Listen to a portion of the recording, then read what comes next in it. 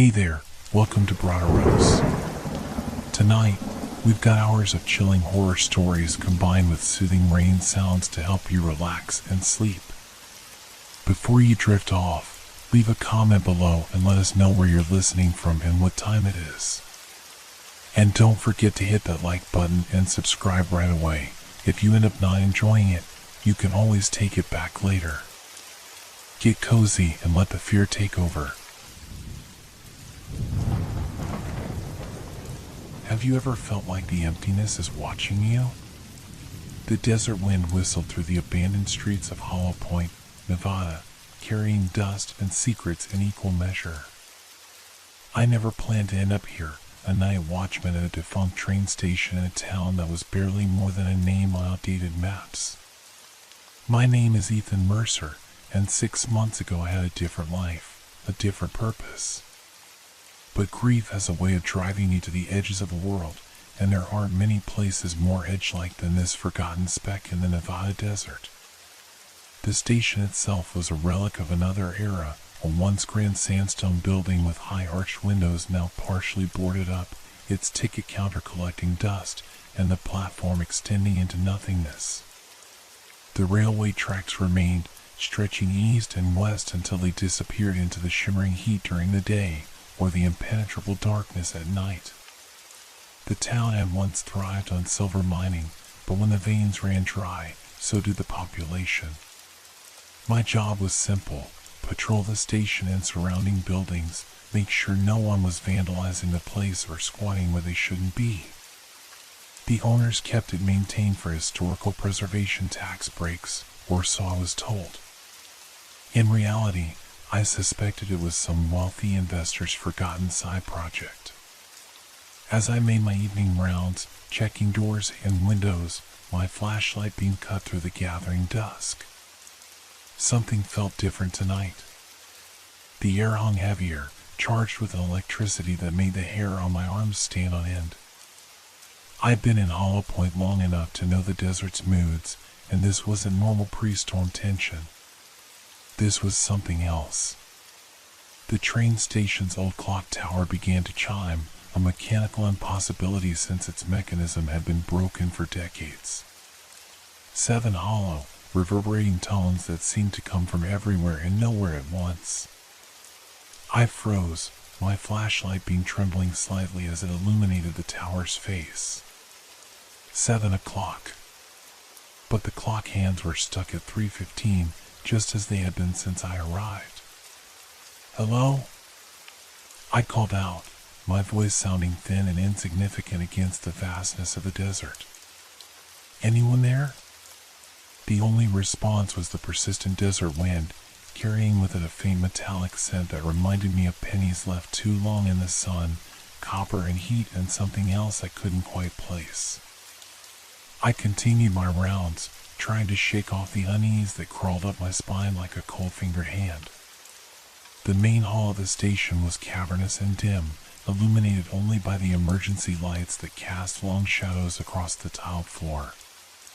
My footsteps echoed, creating the unsettling illusion that someone was walking just behind me, matching my pace perfectly. I'd grown accustomed to this acoustic trick over the months, but tonight it sounded different, heavier, more deliberate. I turned quickly, sweeping my flashlight across the empty space. Nothing. Just rows of wooden benches gathering dust and the ticket counter with its brass grills tarnished by time. That's when I noticed it, a single fresh footprint in the dust near the eastern doorway. Not mine, these were made by a different boot altogether. I moved closer, crouching to examine it.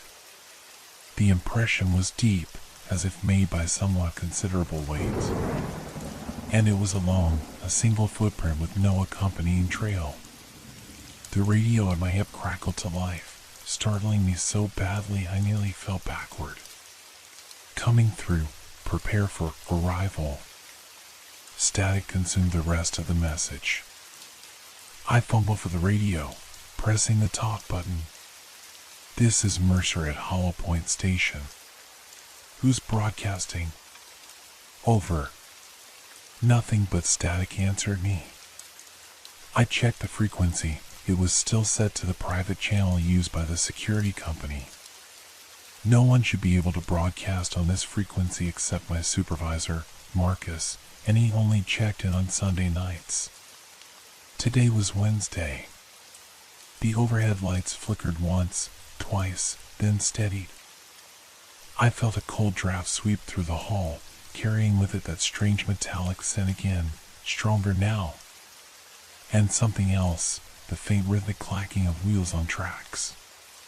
My heart began to race. There were no scheduled trains through Hollow Point. The lines had been inactive for years. Yet the sound was unmistakable and growing louder by the second. I rushed to the platform doors, pushing through them onto the concrete platform that stretched along the tracks.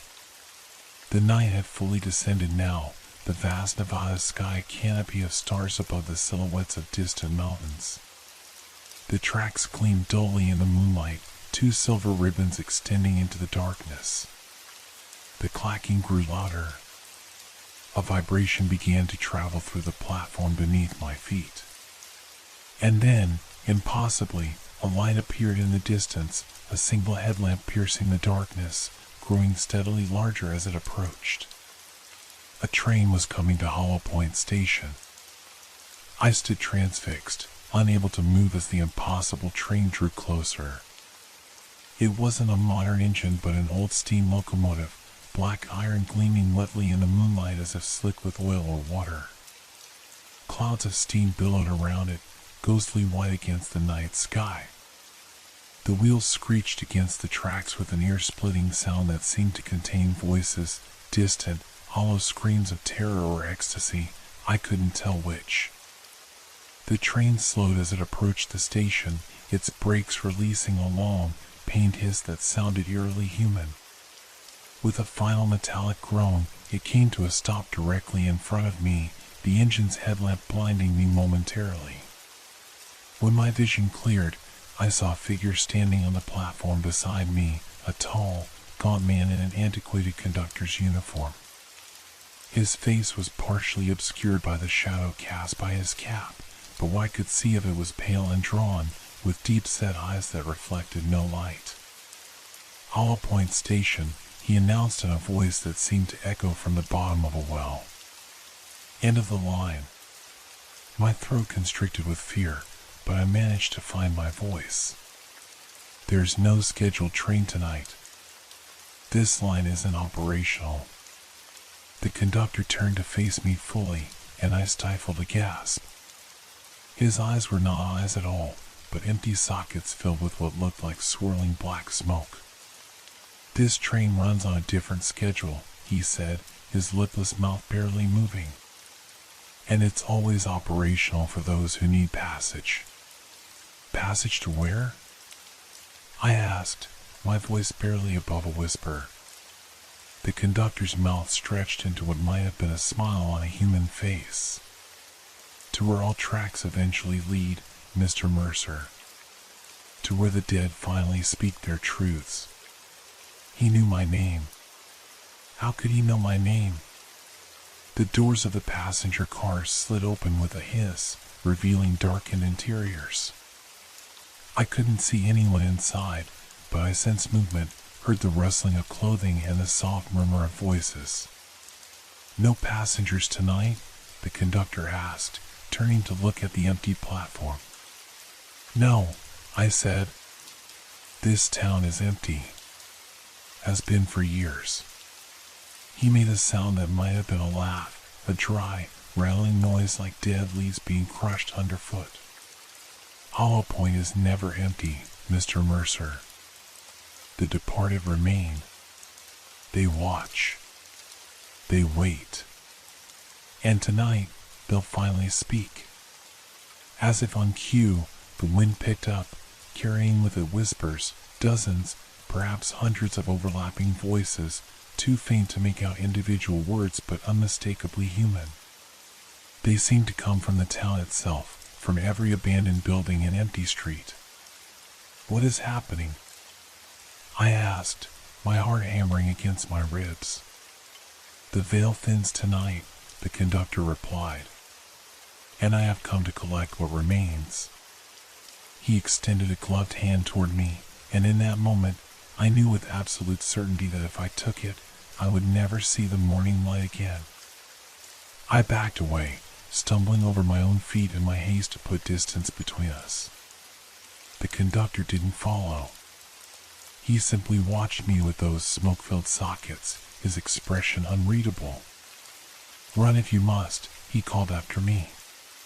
"But remember, Mr. Mercer, some tracks circle back to where they began. And this is not our first meeting." I turned and fled into the station, the whispers rising to a crescendo behind me, the metallic scent so strong now it made my eyes water.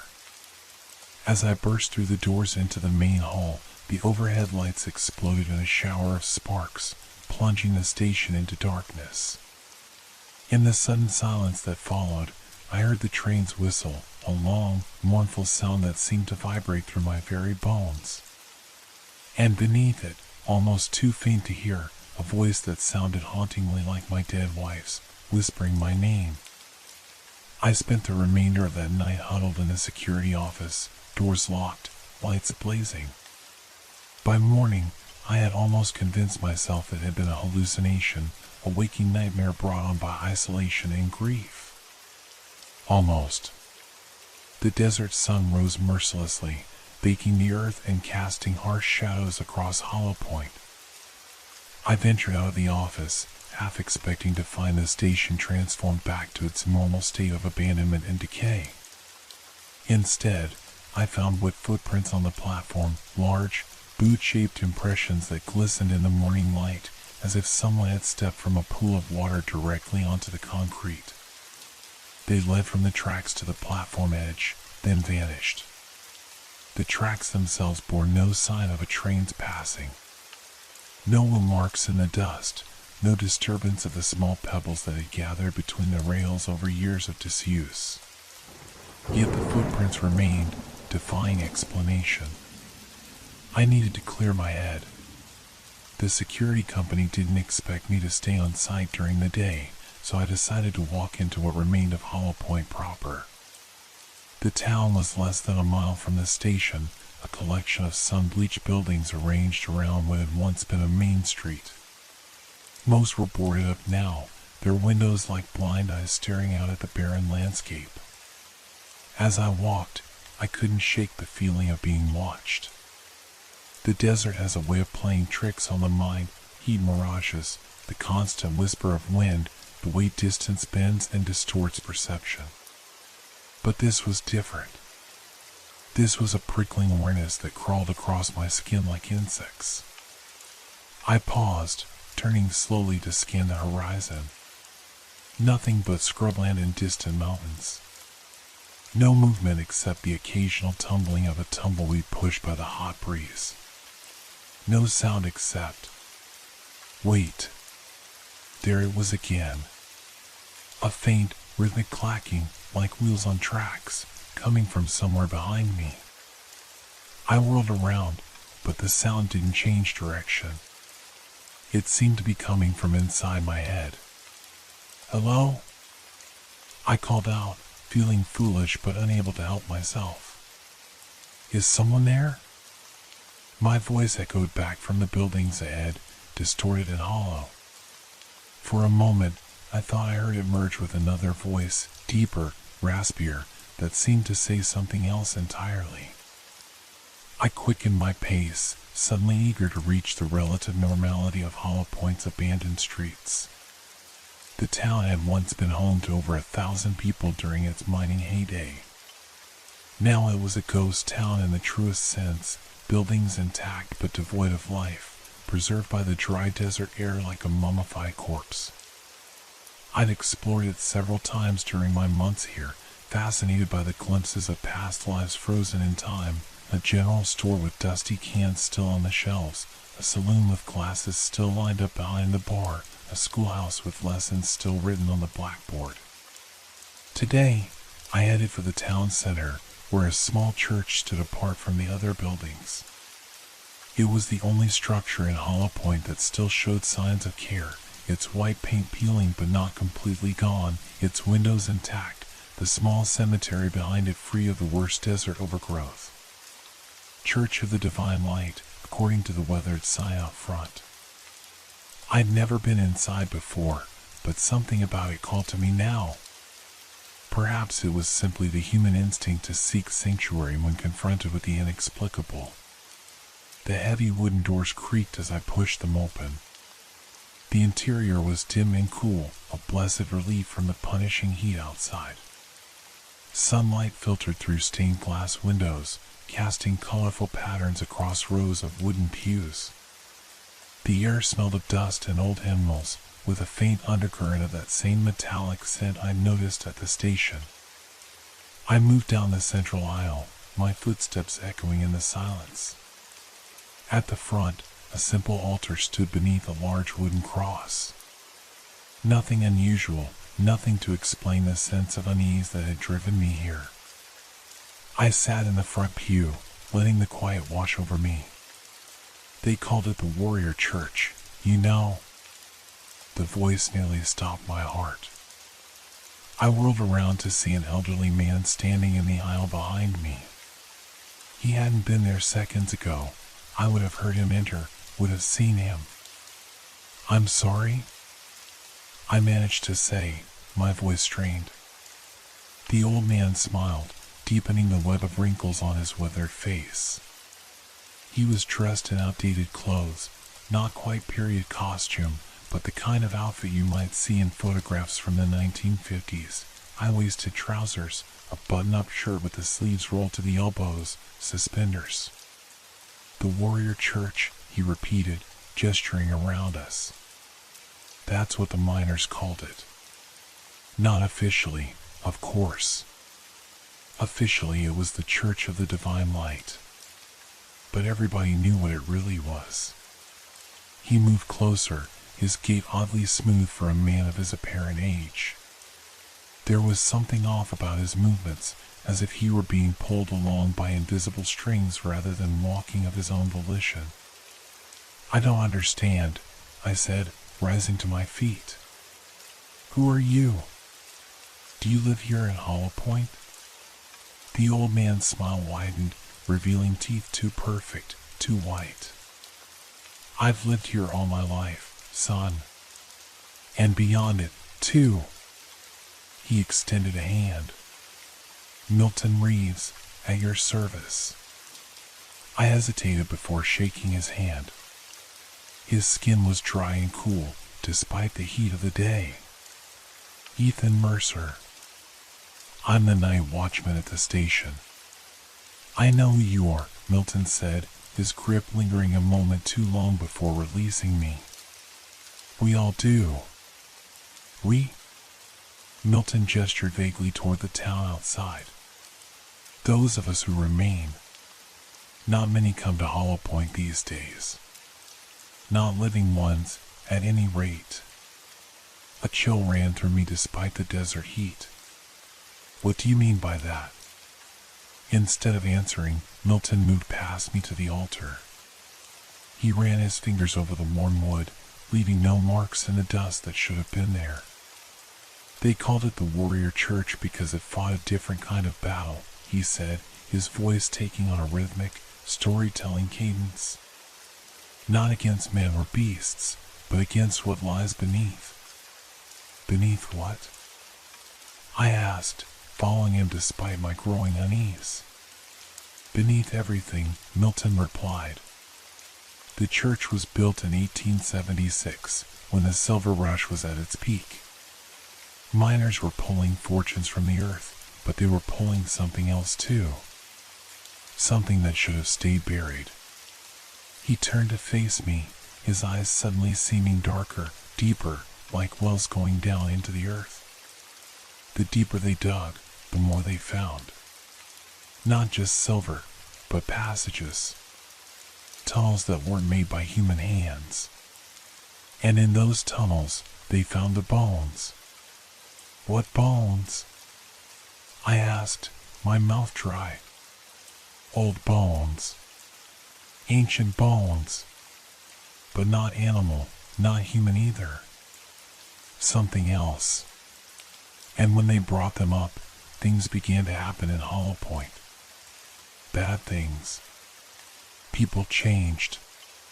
The pastor at the time, a man named Reverend Thorne, he understood what was happening.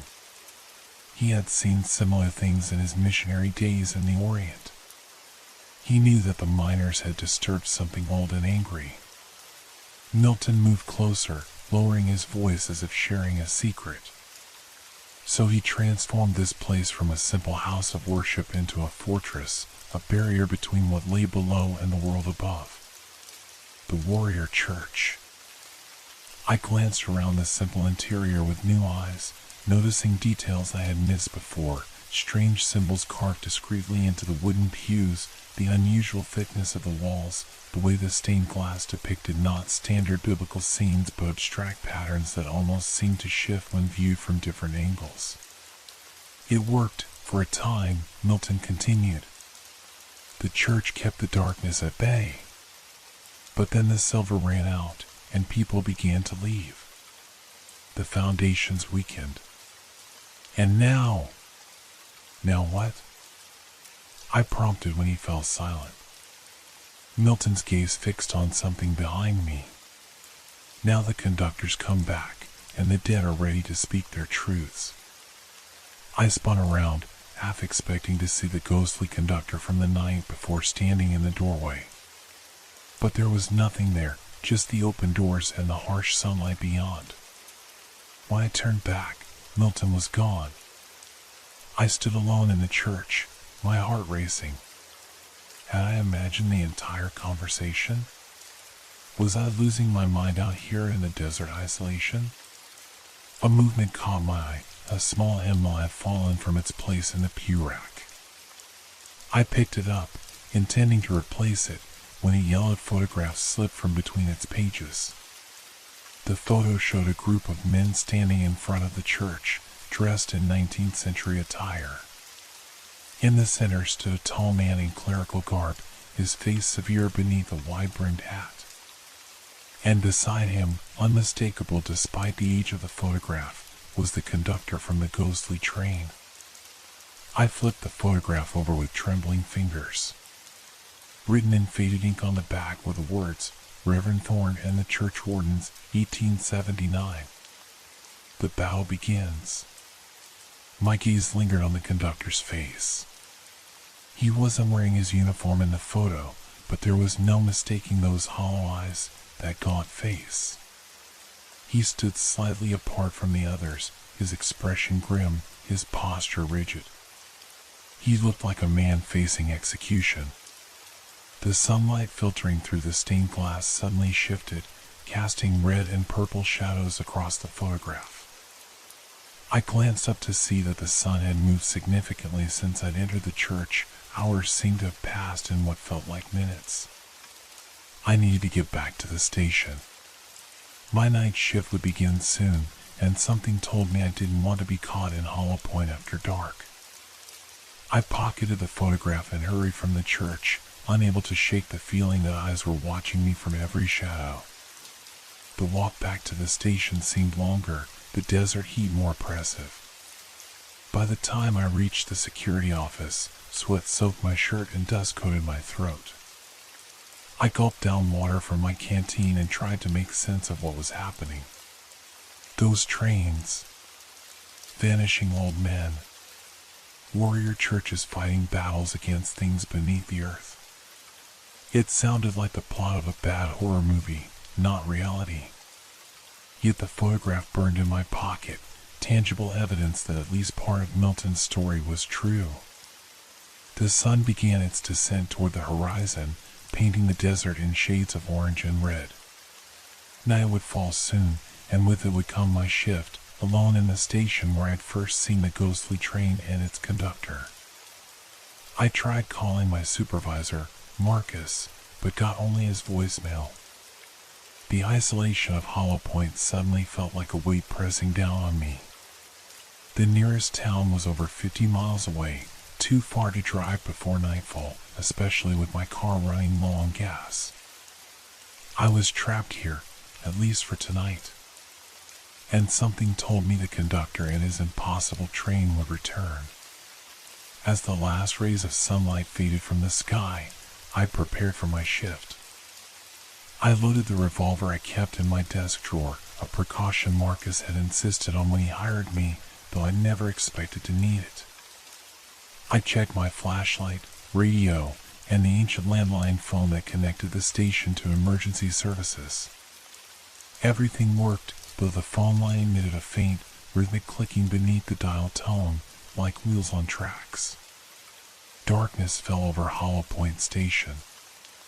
I began my rounds, determined to face whatever came with as much courage as I could muster.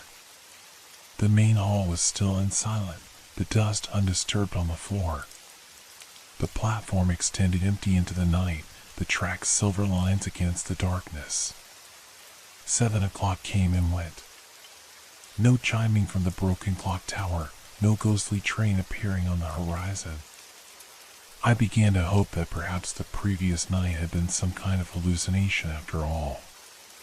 Then I heard it, not the clacking of wheels or the hiss of steam, but voices. Whispering voices coming from the ticket office, a room I had just checked and found empty minutes before. I approached slowly, gun in one hand, flashlight in the other. The door stood slightly ajar, though I was certain I had closed it. From within came the sound of multiple voices engaged in urgent conversation, too soft to make out words, but unmistakably human. "Hello?" I called, pushing the door open with the barrel of my gun. "Security. Is someone in here?" The room was empty. The voices stopped the moment the door swung fully open, leaving only silence and the faint scent of metal in the air. But on the wall behind the ticket counter, words had appeared, scrawled in what looked like dark red rust. "The dead speak truth when the warrior falls." I stumbled backward, nearly dropping my flashlight. The words seemed to pulse in a beam of light, the rust-like substance glistening wetly as if freshly applied. I approached cautiously, reaching out a trembling hand to touch the wall. The substance crumbled at my touch, dry and granular, staining my fingertips a dull red. It looked like rust, but smelled like that same metallic scent that had permeated the air since the train's appearance. I wiped my hand on my pants, suddenly desperate to remove the stain. "What the hell is happening here?" I whispered to the empty room. As if in answer, the radio at my hip crackled to life. "Church is the key, cannot hold, breaking through." The voice was distorted, fragmented, but unmistakably the same one I had heard the previous night. I fumbled for the radio. "Who is this?" "Identify yourself." "Thorn must reinforce the before midnight."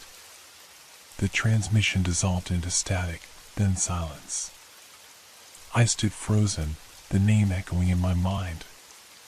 Thorn.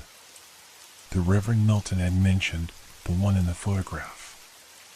A man who should have been dead for over a century. A loud bang from the main hall startled me back to the present. I rushed out of the ticket office, gun raised, to find the main entrance doors swinging wildly as if caught in a violent wind. But outside, the desert night was still, the air unnaturally calm. As I watched, the doors slowly stopped moving and settled, slightly ajar. Through the gap, I could see the empty parking lot and, beyond it, lights in the distance where no lights should be, the town of Hollow Point, glowing as if every building were suddenly occupied and alive. My rational mind scrambled for explanations. A power surge restoring electricity to the abandoned town?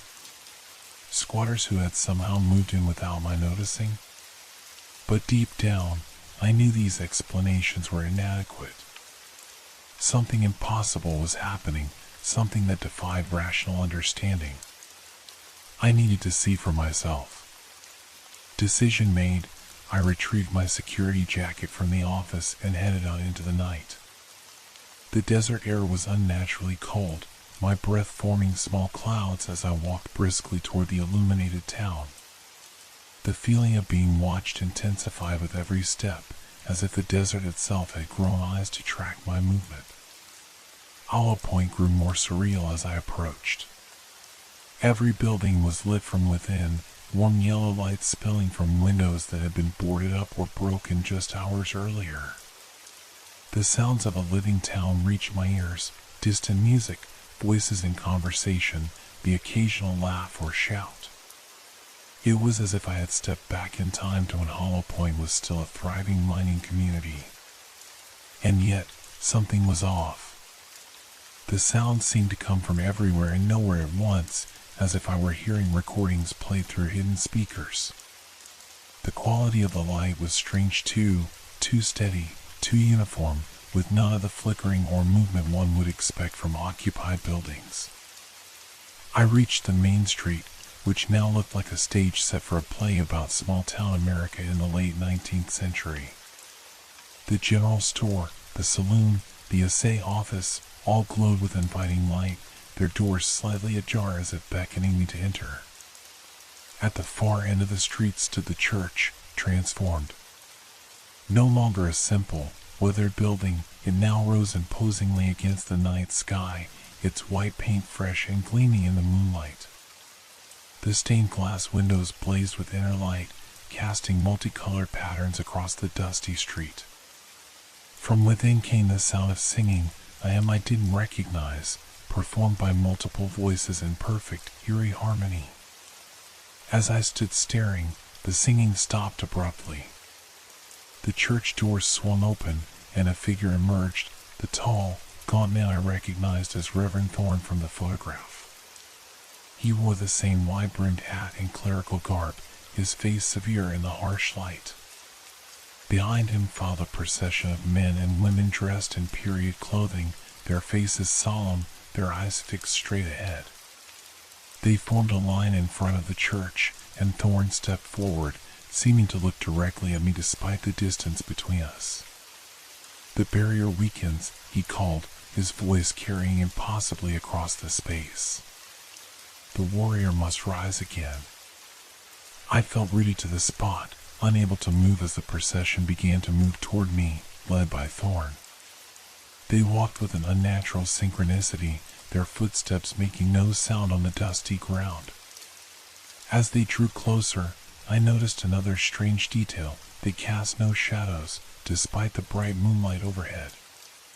My paralysis broke, and I turned to run, only to find Milton Reeves standing directly behind me, his aged face somber in the moonlight.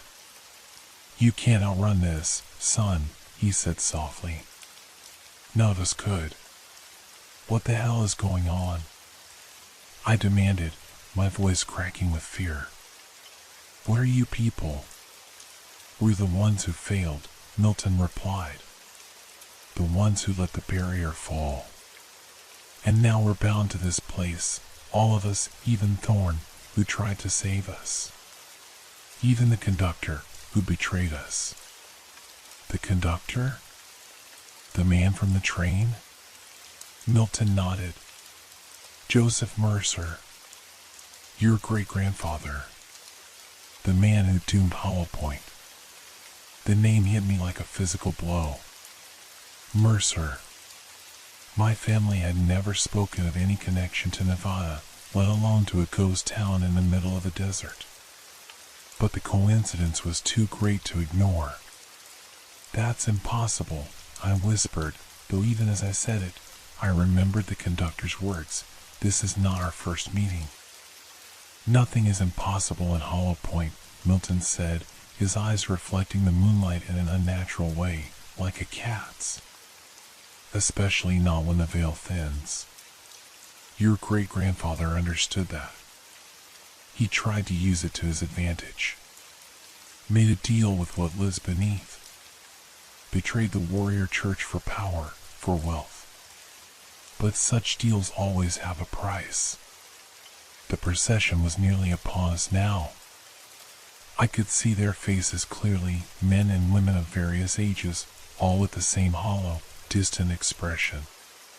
Some bore visible wounds, mining accidents, perhaps, or signs of disease. but all moved with that same unnatural smoothness that Milton had displayed, as if they were puppets controlled by unseen hands. "What do they want from me?" I asked, my back pressed against a building, nowhere left to retreat. "Redemption," Milton replied. "Your blood carries the debt. Your great-grandfather opened the way for what sleeps beneath. Now it stirs again, and only a Mercer can close the door." The procession stopped a few feet away. Reverend Thorne stepped forward, his eyes boring into mine with an intensity that made my skin crawl. "The sins of the father," he intoned, his voice resonating with unnatural power. "The church requires atonement." "I don't understand," I said, fighting to keep my voice steady. "What am I supposed to do?" "Come to the church at midnight," Thorne replied. "Restore what was broken. Seal what was opened. Or the dead will speak their truths, and the living will pay the price." With those words, the entire procession, Thorne, the townspeople, even Milton, began to fade like morning mist under the desert sun. Within seconds, they were gone, leaving me alone on the main street of Hollow Point. The lights in the buildings winked out one by one, plunging the town back into darkness. Soon, only the church remained illuminated, its stained glass windows glowing with an inner light that pulsed gently, like a heartbeat. I checked my watch, 10:30. An hour and a half until midnight. An hour and a half to decide whether to heed the warning of ghosts or to flee into the desert night, away from this nightmare. The rational part of my mind screamed at me to run, to get in my car and drive as far from Hollow Point as possible. But something deeper, some instinct I couldn't name, told me that running wouldn't help. Whatever connection bound me to this place, to these events, would follow me wherever I went. I walked back to the station in a daze, my mind racing. Joseph Mercer, a name I had never heard before, yet apparently my own blood. Had he really betrayed the town somehow? Made some deal with what? The cryptic references to what lies beneath were too vague to form a coherent picture. When I reached the station, I went straight to the security office and booted up the ancient computer. To my surprise, the internet connection was working despite its usual unreliability. I searched for information about Hollow Point, Nevada, and Joseph Mercer. Most of the results were standard ghost town fare, brief mentions in tourist guides, a few photographs on urban exploration blogs.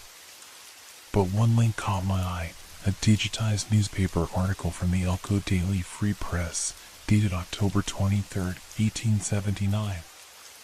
Tragedy in Hollow Point, entire town presumed dead.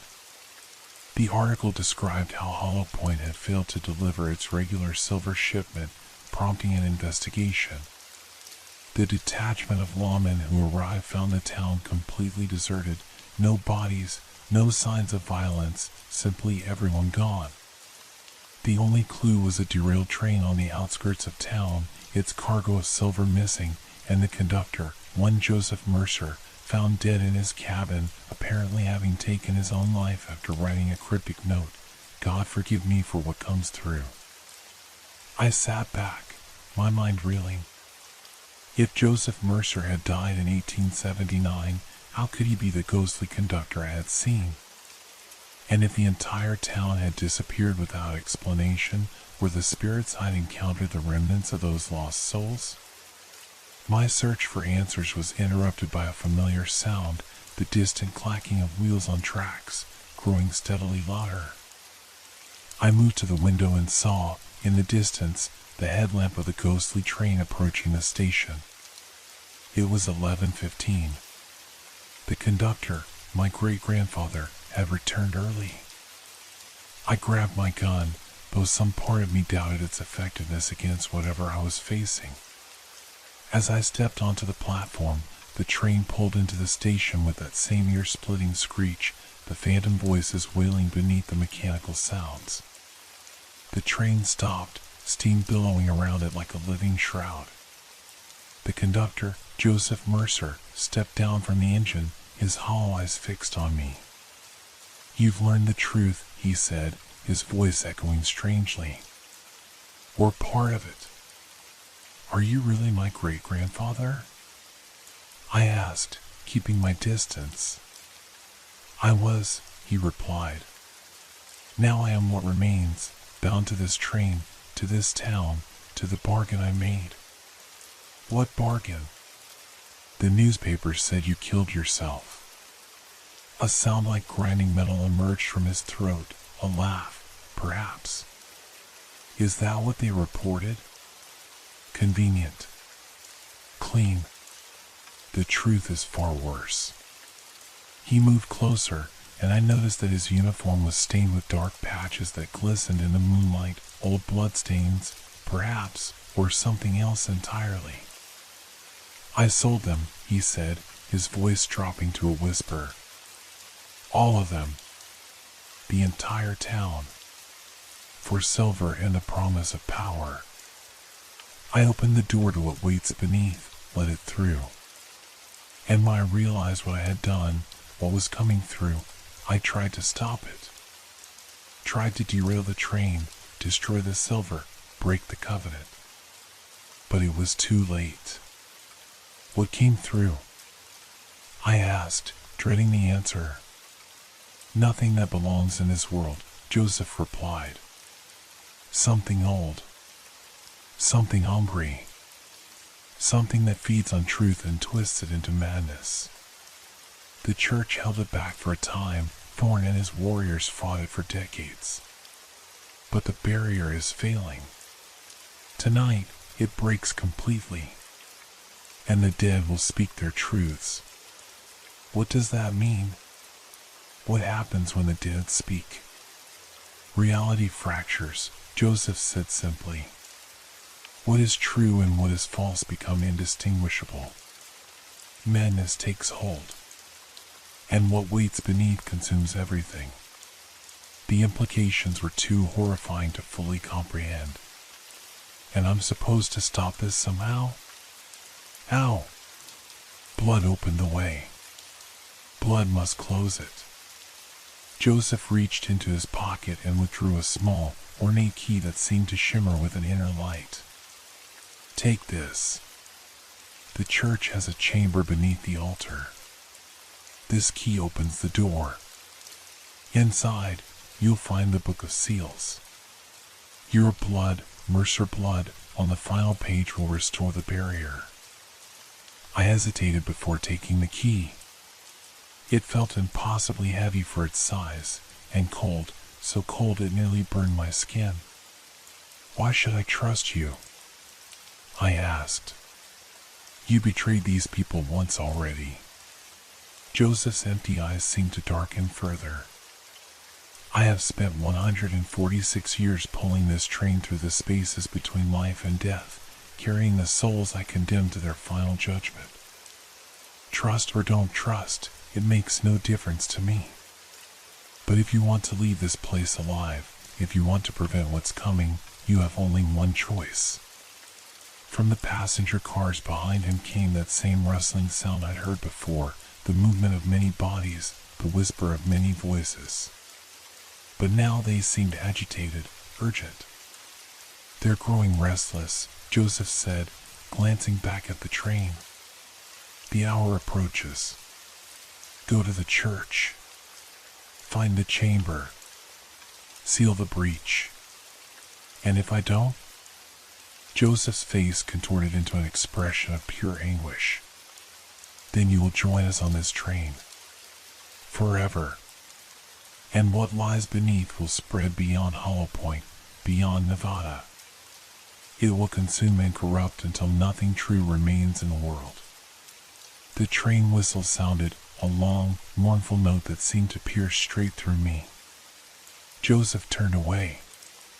"Midnight approaches," he said. "The choice is yours, Ethan Mercer. Redemption or damnation. Choose wisely." He boarded the train, which immediately began to move, pulling away from the station with that same cacophony of mechanical sounds and ghostly voices. Within moments, it had vanished into the darkness, leaving me alone on the platform with the key burning cold in my palm. I checked my watch, 11:30. 30 minutes until midnight. 30 minutes to decide the fate of Hollow Point, and perhaps much more. The walk to the church was the longest of my life. Each step felt like wading through molasses, the desert itself seeming to resist my progress. The air grew thicker, heavier, that metallic scent now so strong it coated my tongue and throat.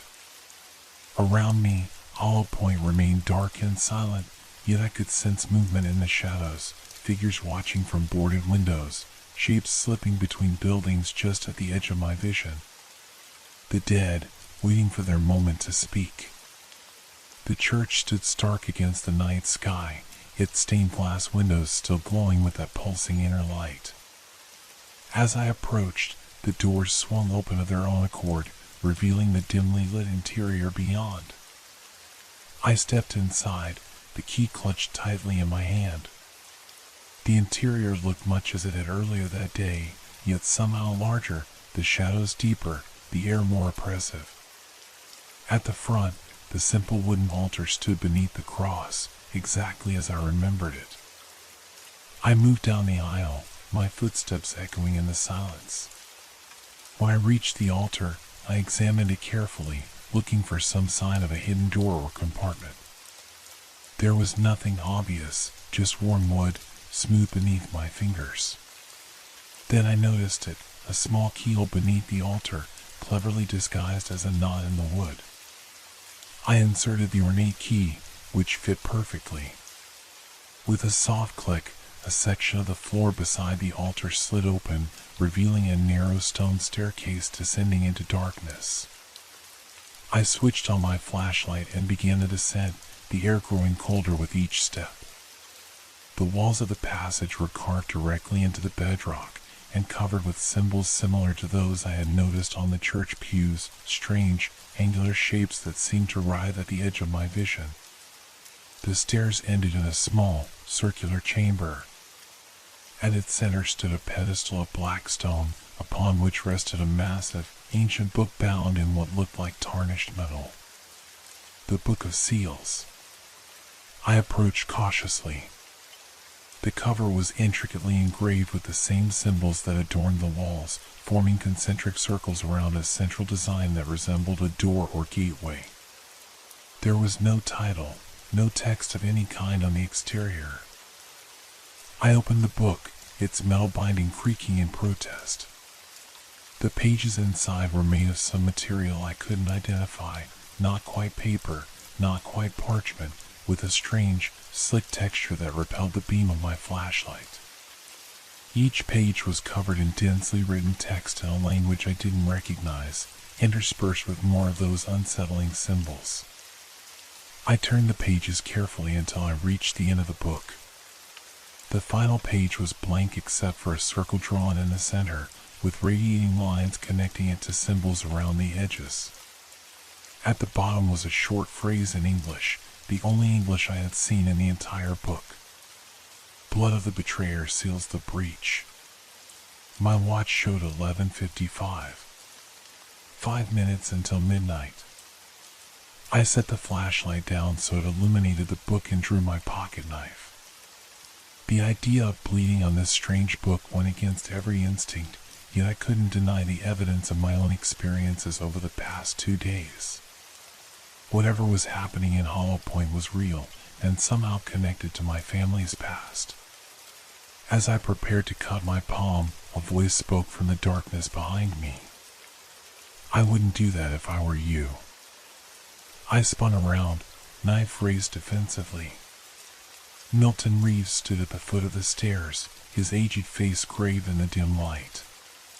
"The conductor sent you to finish what you started," Milton said, stepping closer. "To complete the betrayal." He said my blood would seal the breach, I countered, confused by this new development. "Restore the barrier." Milton shook his head sadly. Blood magic works both ways, son. Depends on the intention behind it. Your great-grandfather opened the way with his blood freely given. The same blood can indeed close it, but only if sacrificed. The book doesn't seal the breach. It is the breach. A cold realization washed over me. You're saying if I put my blood on that page. You open the door wider, Milton finished. Make permanent what has been temporary. Allow what waits beneath to fully enter our world. He gestured to the book. Why do you think it's called the Book of Seals?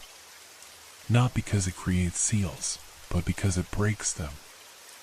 My mind raced. Who was telling the truth? The conductor, my ancestor who had allegedly betrayed the town? Or Milton, a ghost whose agenda I didn't understand? How do I know you're not lying? I demanded. You don't, Milton acknowledged. But ask yourself this, why would Joseph Mercer, the man who doomed Hollow Point for silver and power, suddenly want to save it? What does he gain by closing the breach? It was a fair question, and one I had no answer for. I looked down at the book, then at my watch. 11:58. What happens at midnight? I asked. The veil between worlds is thinnest at midnight, Milton replied. For 1 minute, from midnight to 12:01, the dead can speak only truth, and the living must hear it. It's a moment of perfect clarity, when all deceptions fall away. That's what whatever lies beneath fears most, truth unvarnished, unmanipulated. And after that minute? If the breach remains open, the moment passes, and the dead return to silence. If the breach is widened, he trailed off, his expression grim. Then truth and falsehood blur forever. Reality bends to whoever speaks loudest. Chaos. Madness. The end of certainty. 11:59. 1 minute until midnight. I had to make a decision. Trust Joseph and use my blood on the book. Trust Milton and do what exactly? He hadn't offered an alternative. If I shouldn't use the book, how do I close the breach? I asked urgently. Milton's eyes shifted to the knife in my hand. The warrior tradition. Blood freely given, not on the book, but on holy ground. The church was built here for a reason, directly over the thinnest point in the barrier. Your blood, given without coercion or manipulation, can restore what your ancestor broke. My watch beeped softly. Midnight. In that same instant, a change swept through the chamber. The air seemed to vibrate, the symbols on the walls glowing with a pale blue light. From above came the sound of the church doors bursting open, followed by footsteps, many footsteps, descending the stairs. The dead had come to speak their truths.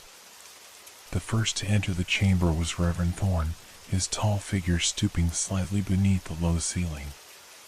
Behind him came a procession of Hollow Point's dead, men, women, and even children, their spectral forms casting no shadows in the eerie blue light. Ethan Mercer, Thorne intoned, his voice resonating with power. The hour is upon us. The dead speak truth. What will you do with it? My hands trembled as I held the knife. One choice or the other, I had seconds to decide. The Book of Seals lay open before me, its blank final page seeming to pulse with anticipation. The stone floor beneath my feet felt suddenly warm, as if something far below was stirring. Tell me the truth, I said, looking from Thorne to Milton to the assembled spirits. All of you. What really happened in Hollow Point? Their voices rose in unison, a chorus of the dead speaking as one. Joseph Mercer discovered silver deeper than any mine had gone, they said, their words perfectly synchronized. But it wasn't just silver he found. There was a chamber, ancient, predating humanity. And in that chamber, inscribed on walls of black stone, was knowledge. Knowledge of the spaces between worlds. Knowledge of entities that existed before time. Knowledge of how to call them. Thorn stepped forward, his eyes blazing with spectral light. Joseph made contact with something old and vast. It promised him wealth beyond measure, power beyond understanding. All it asked in return was a doorway, a breach into our world. The train, Milton added. The silver train was to be the conduit. Silver mined from that deep place, touched by what dwells beneath, carried on rails that formed a perfect circle around Hollow Point. A binding circle. A summoning circle. I tried to stop it, Thorn continued. Gathered those who would listen, formed the warrior church. We knew what would come through if Joseph succeeded. The end of truth itself. A world of beautiful lies and horrific deceptions. But we failed, said a woman near the front of the group, her 19th century dress stained with what looked like coal dust. Joseph derailed the train, but not before the ritual had begun. Not before the breach was opened. We didn't disappear, said another voice, this one belonging to a grizzled miner with a crushed arm hanging limply at his side. We were caught between neither fully dead nor fully alive. Bound to Hollow Point, guardians of a failing barrier. And Joseph? I asked, my throat tight. If he tried to stop it in the end, why is he condemned to pull that ghost train? Because intention isn't enough, Thorn replied grimly. His blood opened the way. Only his blood could truly close it. But instead of giving his life to seal the breach permanently, he chose half measures. Derailed the train. Disrupted the ritual. Enough to weaken what came through, but not enough to send it back. So he's been pulling that train through the afterlife ever since, Milton said. Carrying the souls of Hollow Point to judgment, then bringing them back again. Around and around for eternity. His punishment. His penance. And now he seeks release, Thorn added. He wants an end to his torment. He sent you to the book not to close the breach, but to complete what he started all those years ago. If you put your blood on that page, the entity comes through fully. Joseph is free from his punishment, and the world suffers the consequences. My watch showed 12:01. The minute of truth had passed. Yet the spirits remained, watching me expectantly. Why are you still here? I asked. I thought after midnight. We remain until the choice is made, Thorn explained. This moment exists outside normal time. A bubble of possibility where the breach can be sealed or widened. I looked down at the knife in my hand, then at the book, then at the stone floor beneath my feet. The choice seemed clear now. Avoid the book, give my blood to the consecrated ground of the church instead. And yet, something about the unanimity of the spirits troubled me. They all told exactly the same story, with no contradictions, no individual perspectives. Even in truth, wouldn't there be variations in how people experienced and understood events? If you're all speaking truth, I said slowly, then tell me something only you would know. Something personal. The spirits exchanged glances, their unified front wavering slightly. We were miners, shopkeepers, teachers, one began. We lived and died in Hollow Point, another continued. But these were generalities, not personal truths. I pressed harder.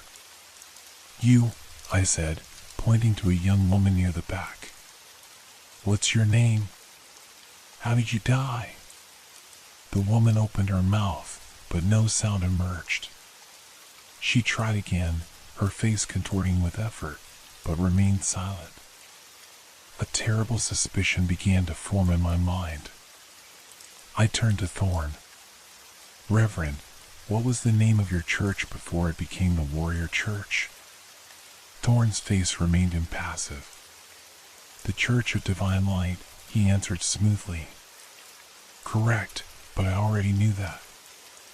I had seen the sign outside the church earlier that day." I tried again. "Milton, you told me earlier today that the miners found tunnels and strange bones.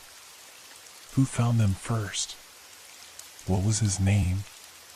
Milton's aged face betrayed no emotion. "A man named Harrison. John Harrison. A name I had no way of verifying, which meant it could be a lie. The minute of truth had passed. These spirits could be lying now. But why would they all tell the same lie about the book? Unless they were really the spirits of Hollow Point at all. Unless they were aspects of whatever waited beneath, trying to manipulate me into making the wrong choice. My gaze fell on the book again, and I noticed something I had missed before. The radiating lines from the central circle on the final page didn't connect to symbols, they connected to tiny, almost imperceptible handprints. Handprints exactly the size of my own hand. Not a place for blood to drop, but a place for a bloody hand to press. I thought back to what both Joseph and Milton had told me. Blood magic works both ways. Blood opened the way. Blood must close it. What if they were both telling partial truths? What if my blood on the book could seal the breach, but only if applied with the right intention, in the right way? I made my decision. In one swift movement, I sliced my palm with the knife, feeling the sharp sting as blood welled up from the wound. The spirits surged forward, their faces contorting in alarm. "Stop!" Thorn commanded, his voice booming in the small chamber. "You don't know what you're doing." "I think I do," I replied, holding my bleeding hand over the book. "My great-grandfather opened this breach. His blood began this. My blood will end it." But instead of letting my blood drip onto the page, I pressed my entire bloody palm firmly into the center of the circle, covering the radiating lines and the tiny handprints all at once. The effect was immediate and catastrophic. The book blazed with blinding light. The spirits shrieked, not in human voices, but in high, alien wails that set my teeth on edge. The ground beneath us trembled violently, and the symbols on the walls began to crack and shatter like glass. "What have you done?" Milton cried, his form flickering and distorting. "You've doomed us all." But even as he spoke, his appearance began to change. His human form melted away, revealing something else beneath, something composed of angles that hurt the eye, of limbs that moved in impossible ways. Around him, the other spirits underwent similar transformations, their human guises dissolving to reveal entities that belonged to no earthly taxonomy. Only Thorn remained seemingly human, though his eyes now burned with hatred. "Fool," he spat.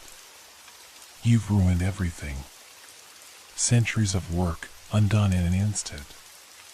The book beneath my hand began to close itself, the metal cover slamming shut with such force that I barely pulled my fingers away in time. The pedestal it rested on started to sink into the floor, taking the book with it. "This isn't over," Thorn snarled, his voice distorting, deepening, multiplying until it seemed to come from a dozen throats at once. "The breach can be reopened. Another Mercer will come. We are patient. We are eternal." The chamber shook more violently.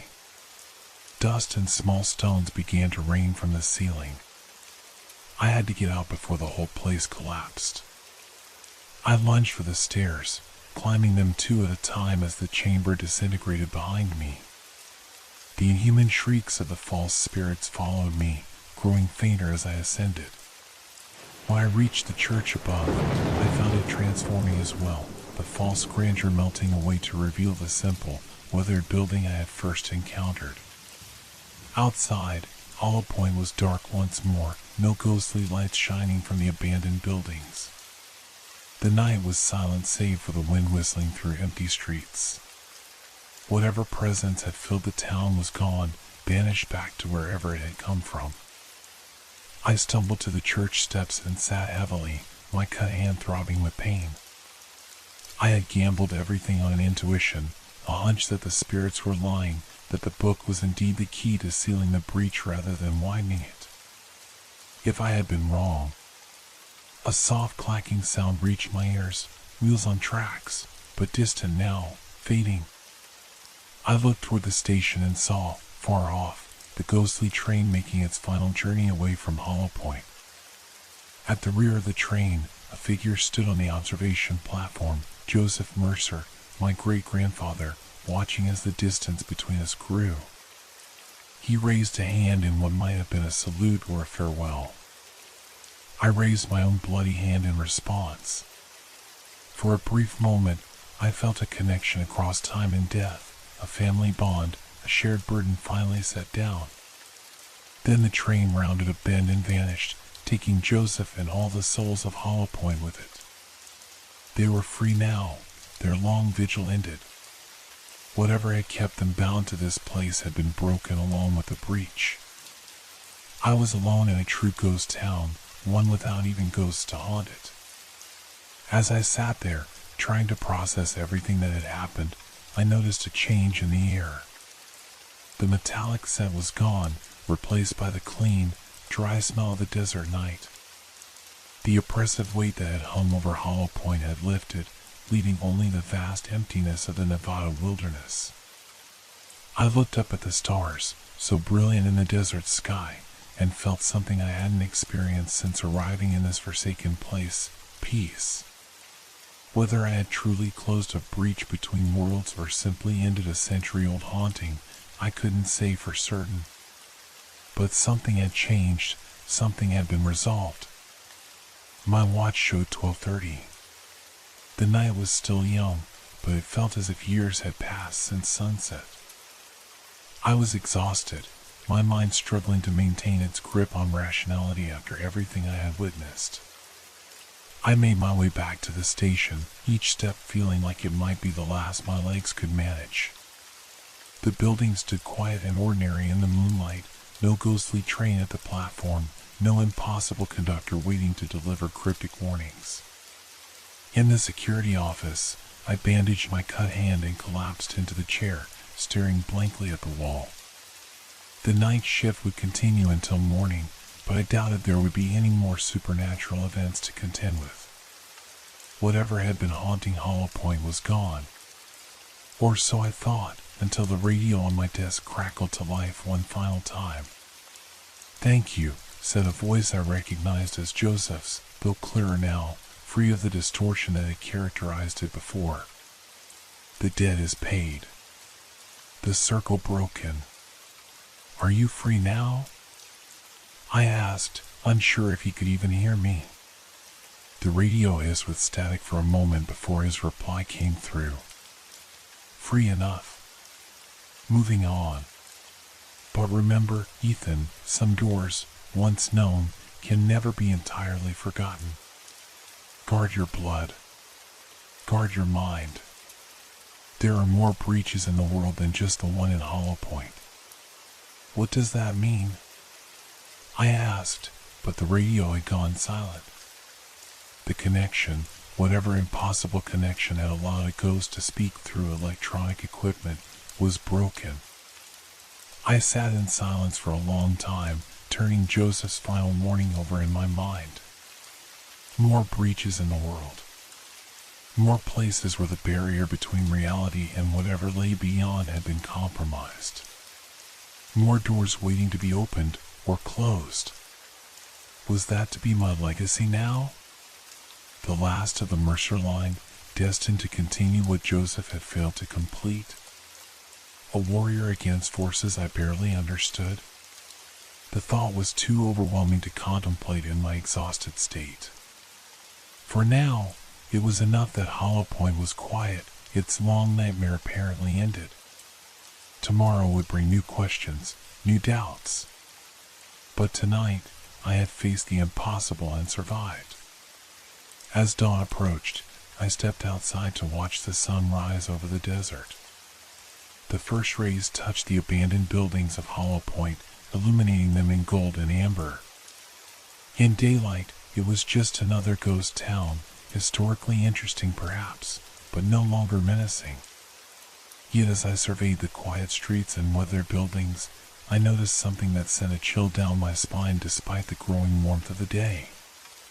The Church of Divine Light, which had stood at the end of the main street for over a century, was gone. Not collapsed, not ruined, simply gone, as if it had never existed. In its place was bare desert ground, undisturbed save for a single set of footprints leading away from where the church had stood and disappearing into the scrubland beyond. My footprints from when I had fled the church last night. But the church itself, the physical building I had entered, whose basement chamber had contained the Book of Seals, had vanished without a trace.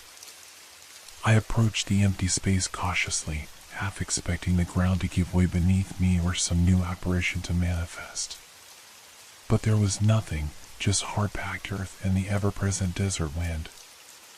I knelt and pressed my bandaged hand to the ground. The earth felt cool and ordinary beneath my touch. Whatever power had resided here, whatever breach had existed, was truly gone. Or was the church's disappearance a sign that I had failed?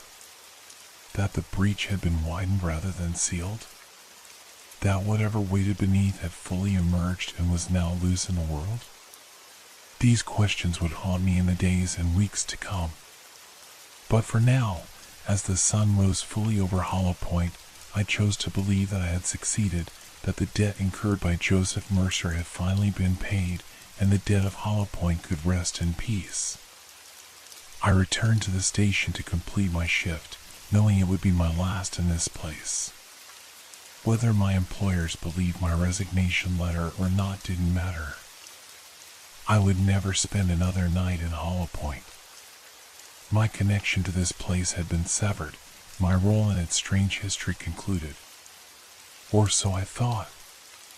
As I gathered my few possessions, preparing to leave once my replacement arrived, I found something in my jacket pocket that hadn't been there before, a small, brass key, similar to the one that had opened the chamber beneath the church, but smaller, more intricately designed. Attached to it was a slip of paper, yellowed with age, bearing a single sentence in faded ink. For the next breach, when the dead speak truth once more. 3 months later, I sat in a small apartment in Portland, rain pattering against the windows, the brass key turning slowly between my fingers. Sleep had become a luxury I could rarely afford, not with the dreams that came, dreams of ghost trains and underground chambers and entities that spoke with borrowed voices. I hadn't told anyone about what happened in Hollow Point. Who would believe me? A ghost town haunted by actual ghosts? A breach between worlds sealed by blood magic? A family legacy of supernatural debt? It sounded like the ravings of a man who'd spent too long alone in the desert heat. Instead, I'd quit my job, moved across state lines, and tried to start fresh. But the key remained, a tangible reminder that what I had experienced was real. I had researched my family history extensively since leaving Nevada, tracing the Mercer line back as far as records allowed. I found no mention of Joseph Mercer, no connection to Hollow Point or Nevada at all. It was as if that branch of my family tree had been deliberately erased. The only concrete link I had discovered was a series of small brass keys, similar to the one I now possessed, appearing in family photographs across generations. My grandfather had one on his keychain in a photo from the 1970s. My great-aunt had worn one as a pendant in the 1940s. Always the same distinctive shape, always prominently displayed yet never explained. Keys to other breaches? Had my family been sealing these ruptures in reality for generations?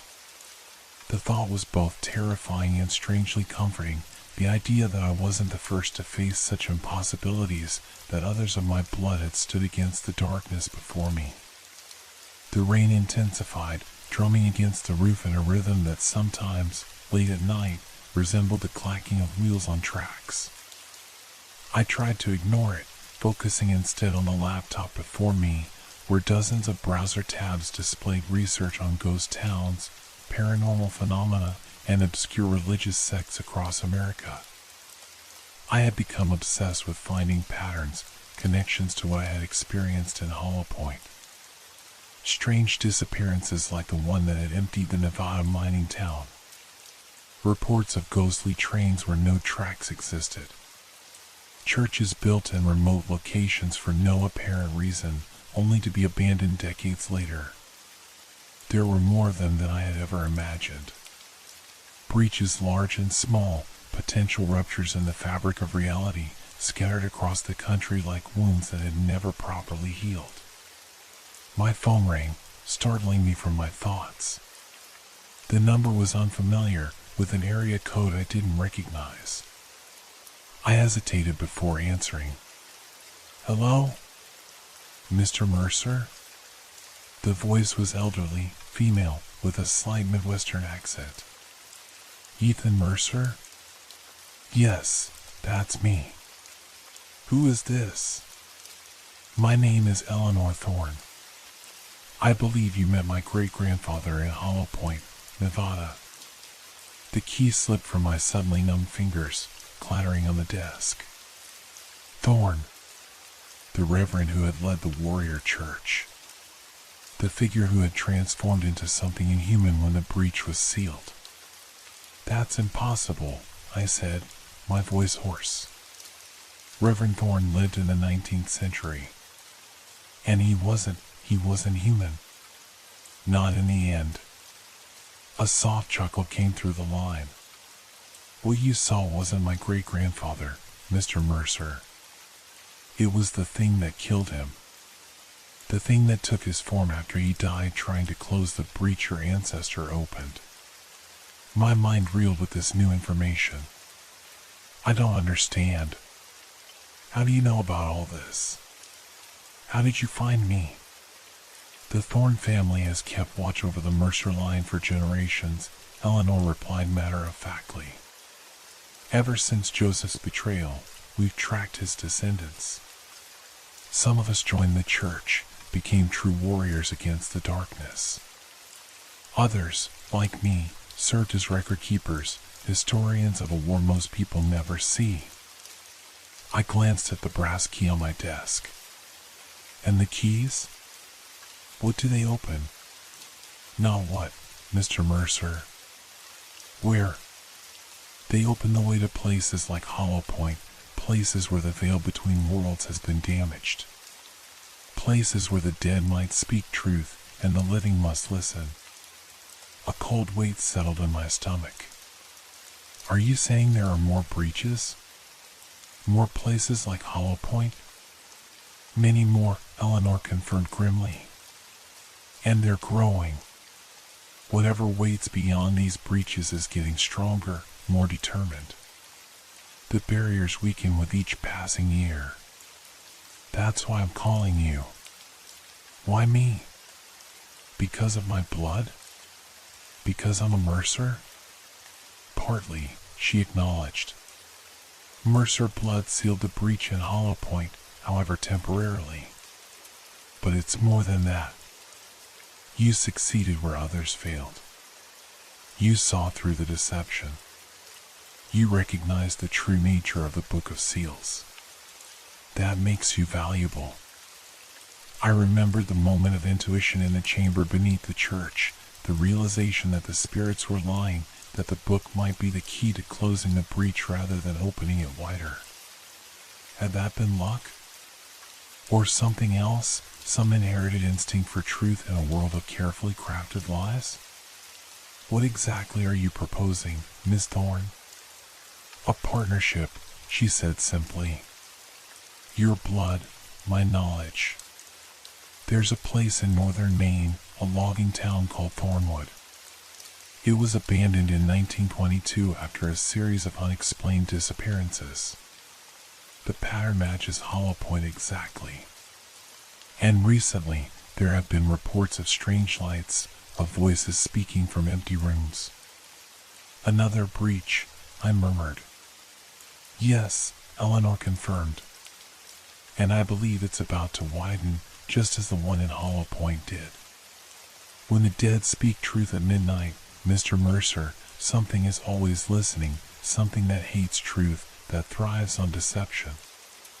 If we don't act, Thornwood will become another wound in reality that never heals. I stared at the brass key, remembering Joseph's final warning. There are more breaches in the world than just the one in Hollow Point. Had he known this moment would come? Had he been preparing me for this choice? How do I know I can trust you? I asked.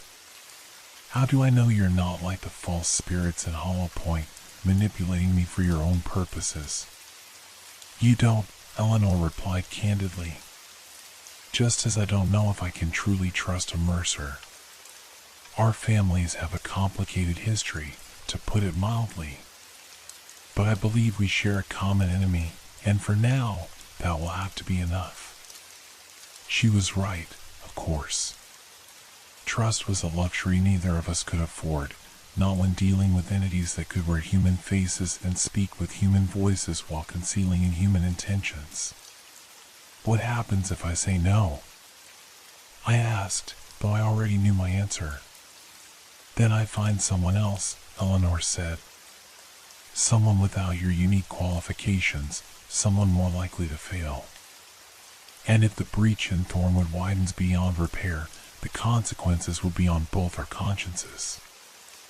I picked up the key, feeling its weight, not just the physical mass of brass, but the weight of responsibility, of legacy, of choices that would affect far more than just my own life. When do we leave for Maine? I asked.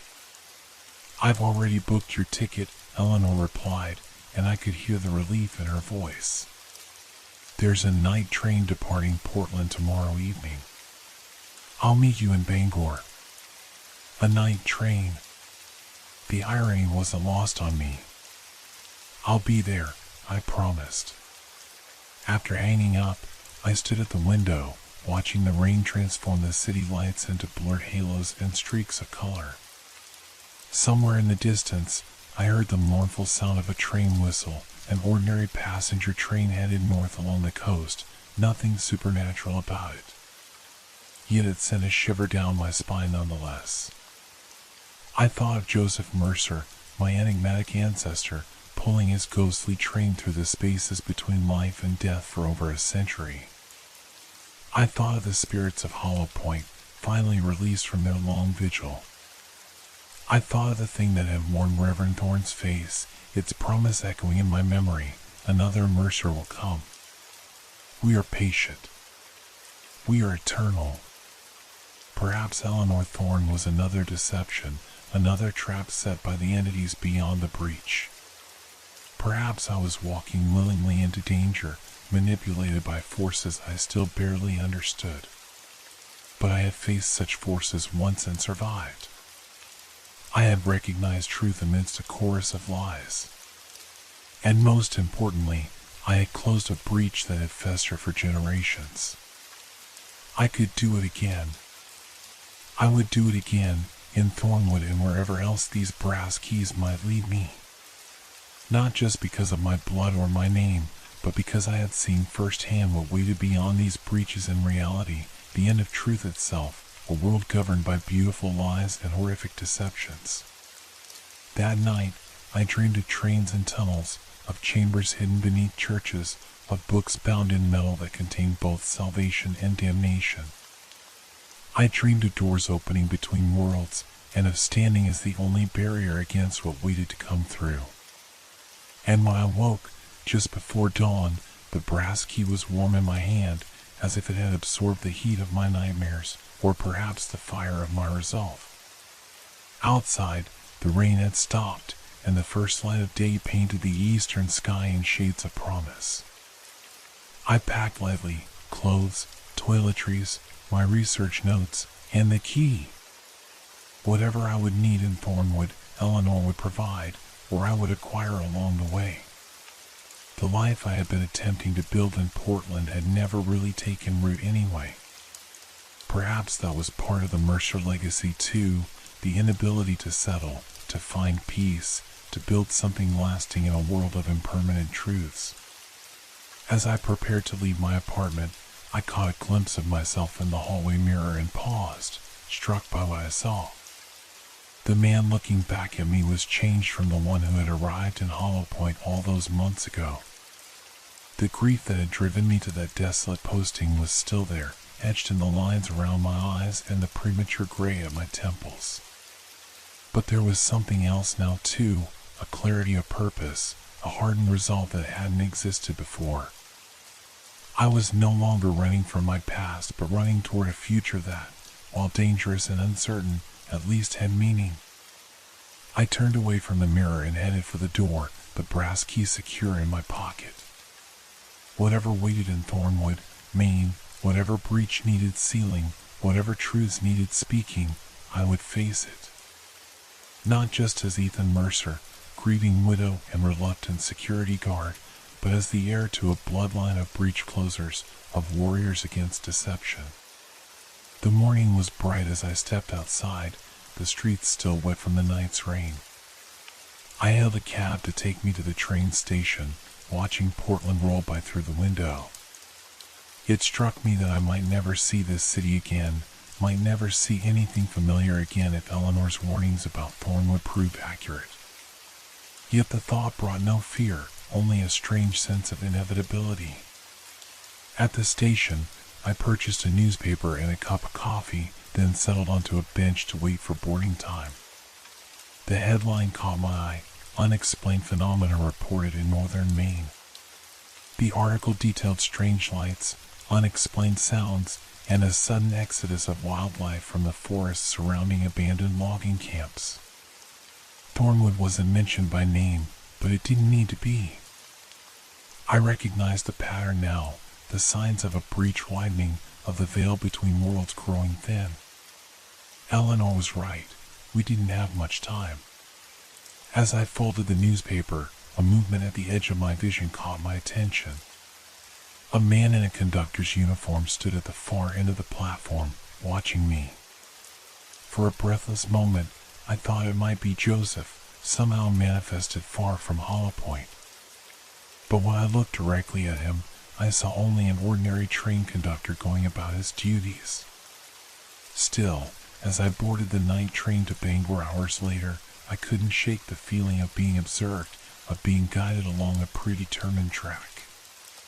Whether by Joseph's ghost, by Eleanor Thorne's unseen allies, or by the entities that waited beyond the breaches, I was being moved like a piece on a cosmic chessboard. I found my compartment and settled in for the journey north. As the train pulled away from the station, I pressed my forehead against the cool glass of the window, watching the lights of Portland recede into the gathering darkness. Thornwood, I whispered, the name like a promise or a prayer. Midnight. Truth.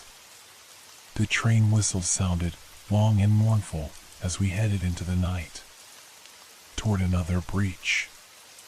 Toward another moment when the dead would speak only truth, and the living must hear it.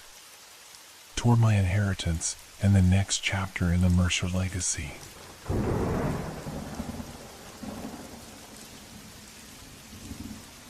What does it feel like when hope begins to fray? Like threads coming loose, one by one, until the whole fabric threatens to unravel. The mining town of Hollow Creek sat forgotten in the Colorado mountains, a relic of prosperity long abandoned. I never wanted to return here, to this place where my childhood nightmares took root. But Ellie's disappearance left me no choice. My daughter had vanished 3 weeks ago during what should have been a routine research trip to these mountains, and the police search had turned up nothing but her empty car parked at the entrance to this ghost town. My name is Margaret Winters. People call me Maggie. I used to call myself a mother. The mountain air bit at my skin as I trudged up the main street, past withered storefronts with faded signs and boarded windows. My phone showed no signal, not surprising this deep in the mountains. I clutched my flashlight tighter, even though dusk was just settling in. Something about the light here felt wrong, too thin, like it couldn't penetrate the town's atmosphere properly. Ellie! I called out, hearing my voice bounce between the abandoned buildings. Eleanor! Only the mountain wind answered, whistling through broken windows and gaps in rooftops. I'd been here for hours already, methodically checking each building while fighting the growing dread in my chest. The Historical Society records indicated that Hollow Creek had been abruptly abandoned in 1972 when the coal mine collapsed.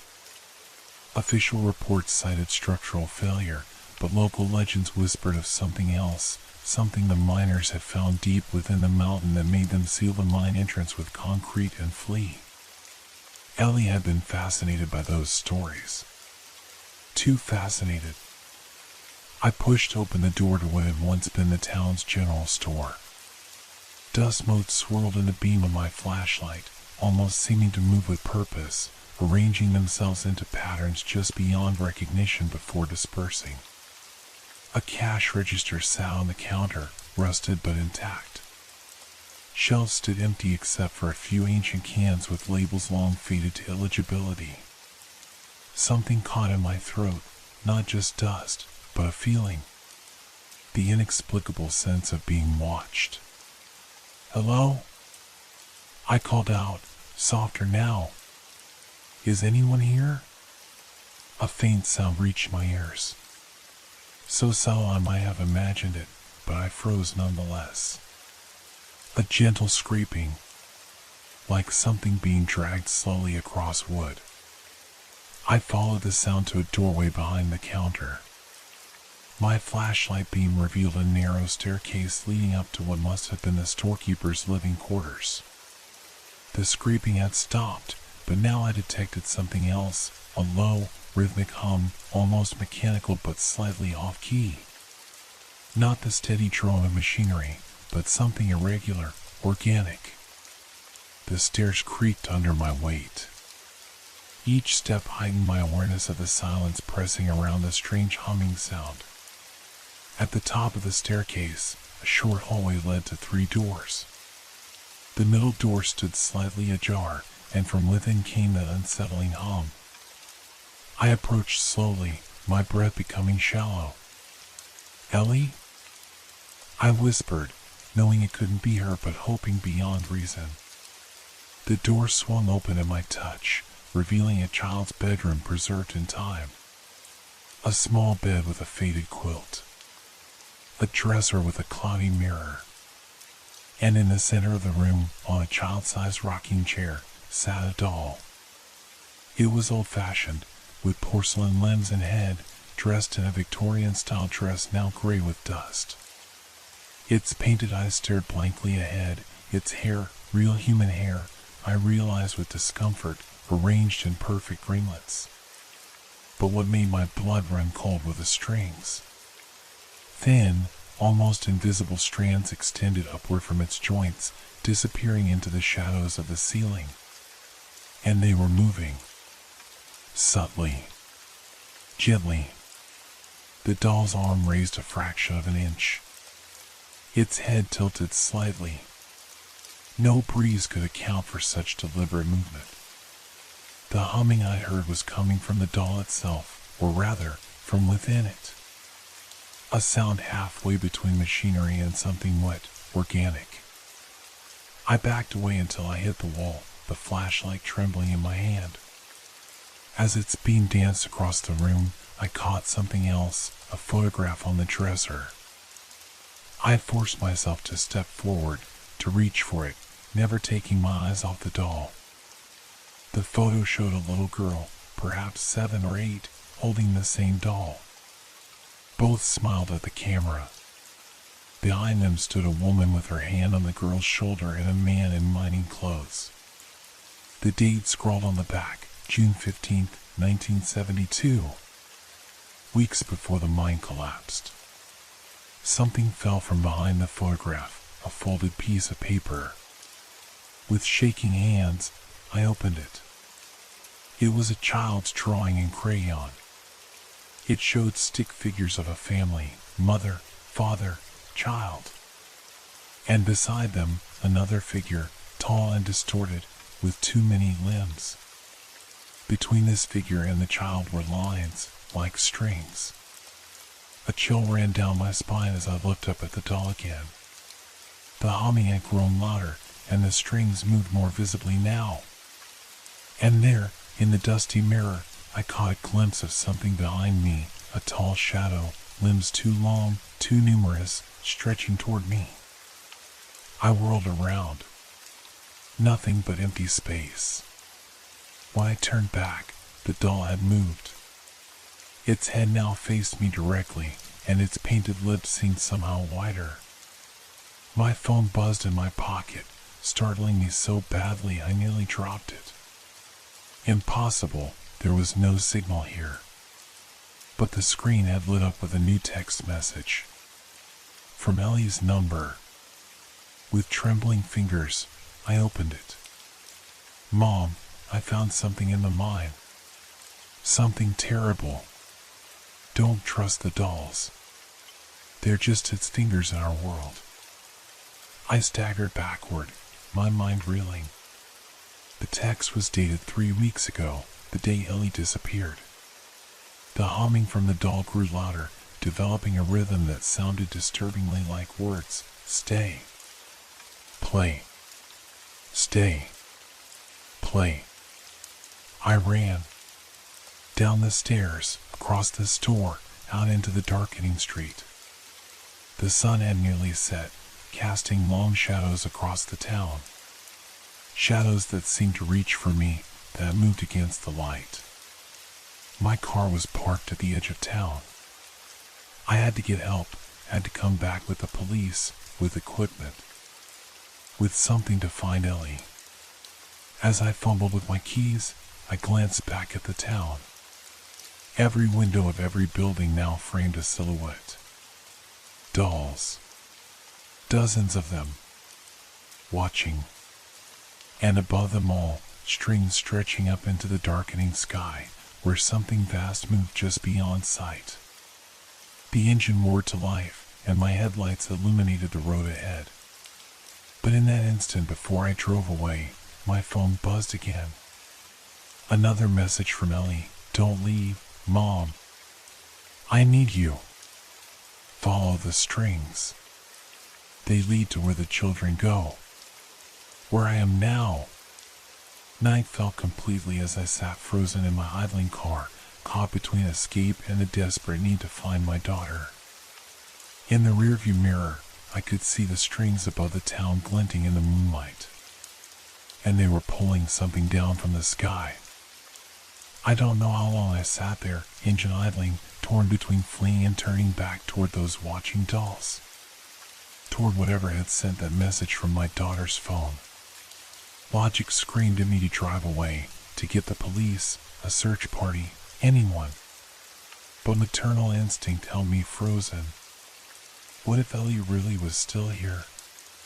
What if leaving meant abandoning her to whatever lurked in this forgotten town? The strings. Follow the strings. With trembling hands, I switched off the engine.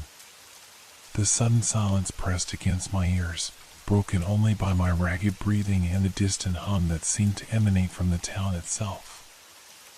I grabbed my backpack, checking its contents: extra flashlight, batteries, water, energy bars, first aid kit. The hunting knife that had been my father's. A flare gun with 3 flares. Not nearly enough to face whatever waited in Hollow Creek, but I had no choice. As I stepped out of the car, the night air wrapped around me like a living thing, cold and somehow expectant. The moon cast everything in silver light, bright enough to navigate by, but creating deep, impenetrable shadows between buildings. I took out my phone again, staring at Ellie's messages. When I tried calling her number, the call failed immediately. No signal, as expected. Yet somehow those messages had come through. "I'm coming, Ellie," I whispered, as if she might hear me. The town looked different in moonlight. Older, less abandoned and more waiting. The dust on the ground showed footprints now, small, child-sized prints that hadn't been visible in daylight. They formed patterns, spiraling around lamp posts, circling buildings, all eventually leading toward the northern edge of town. Toward the mine. I followed them, keeping my flashlight off to avoid drawing attention, relying on the moonlight. The distant humming grew louder as I approached what had once been the mining company's offices, a large, two-story building with broken windows like empty eye sockets. Something moved behind one of those windows, a flash of pale porcelain, a glint of glass eyes. I froze, pressing myself against the wall of a neighboring building. The humming paused, then resumed at a higher pitch. Listening. Searching. When nothing emerged from the building, I continued forward, staying in the shadows. The footprints led around the office building to a path that wound up into the foothills. Every few yards, I noticed small objects placed deliberately along the path's edge, tiny dolls made of twigs and string, their crude faces pointed toward the trail ahead, guiding the way. The mine entrance came into view as I crested a small rise, a dark mouth in the mountainside, surrounded by the ruins of structural supports and equipment. Just as the historical records had described, the entrance was sealed with concrete, now cracked and weathered by decades of mountain winters. But the concrete barrier had been breached. A jagged hole, just large enough for a person to crawl through, had been smashed in the center. Fresh rock dust surrounded it, glittering in the moonlight. The footprints led directly to this opening. As I approached, the humming sound became clearer, resolving into something that wasn't quite music and wasn't quite speech, a rhythmic pulsing that seemed to vibrate in my bones rather than my ears. My phone buzzed again. Another message from Ellie. "I hear you, Mom." Follow my voice. A voice echoed from within the mine shaft, a child's voice, singing a nursery rhyme in a monotone that raised the hair on my arms. Round and round the mulberry bush, the monkey chased the weasel. It wasn't Ellie's voice. It was younger, higher pitched. But it was calling to me nonetheless. I crouched by the opening, shining my flashlight inside. The beam revealed rusty tracks from mining carts, supporting beams filmed with dust, and walls of raw stone disappearing into darkness. The singing came from somewhere deeper within. Pop goes the weasel. I took a deep breath and climbed through the hole, scraping my shoulder against rough concrete. Inside, the air was stale but not stagnant. It moved in gentle currents, as if the mountain itself were breathing. The temperature dropped immediately, and moisture beaded on the stone around me. The tracks led straight ahead before branching at a junction 50 yards in. The singing echoed from the left passage, so I followed, moving carefully on the uneven ground. My flashlight beam caught glints of quartz in the stone walls, reflecting light like watching eyes. The left passage sloped downward, taking me deeper into the mountain. Every few yards, I found small items placed deliberately on the ground or tucked into crevices in the wall, a child's hair ribbon, a plastic bracelet, a single small shoe. Breadcrumbs, I thought grimly. Or offerings. The passage opened into a larger chamber, clearly man-made, with tool marks visible on the walls. Mining equipment lay scattered about, pickaxes, shovels, helmets with headlamps, all coated in decades of dust. But something was wrong with them. The metal handles of the tools had begun to change. Where they touched the ground, they had grown tendrils that dug into the stone like roots. One pickaxe had split open along its handle, revealing something that looked disturbingly like muscle fiber beneath the metal skin. The singing had stopped, replaced by that persistent humming, now coming from all around me. In the center of the chamber stood an old mining cart. As my flashlight beam fell upon it, I gasped. The cart had transformed. Its metal sides had grown organic, with textures like bark and flesh merged together. Wires spilled from it like intestines, pulsing with faint blue light. And inside the cart, nestled in those glowing wires, was a doll. Larger than the one I'd seen in town, this one was nearly the size of a real child. Its porcelain face was cracked, revealing something wet and glistening beneath. Strings extended from its limbs, not upward this time, but downward, disappearing into the ground beneath the cart. As I watched, frozen in horror, the doll's head slowly turned toward me. Its painted eyes blinked. Its porcelain lips parted. "Mommy," it said in Ellie's voice.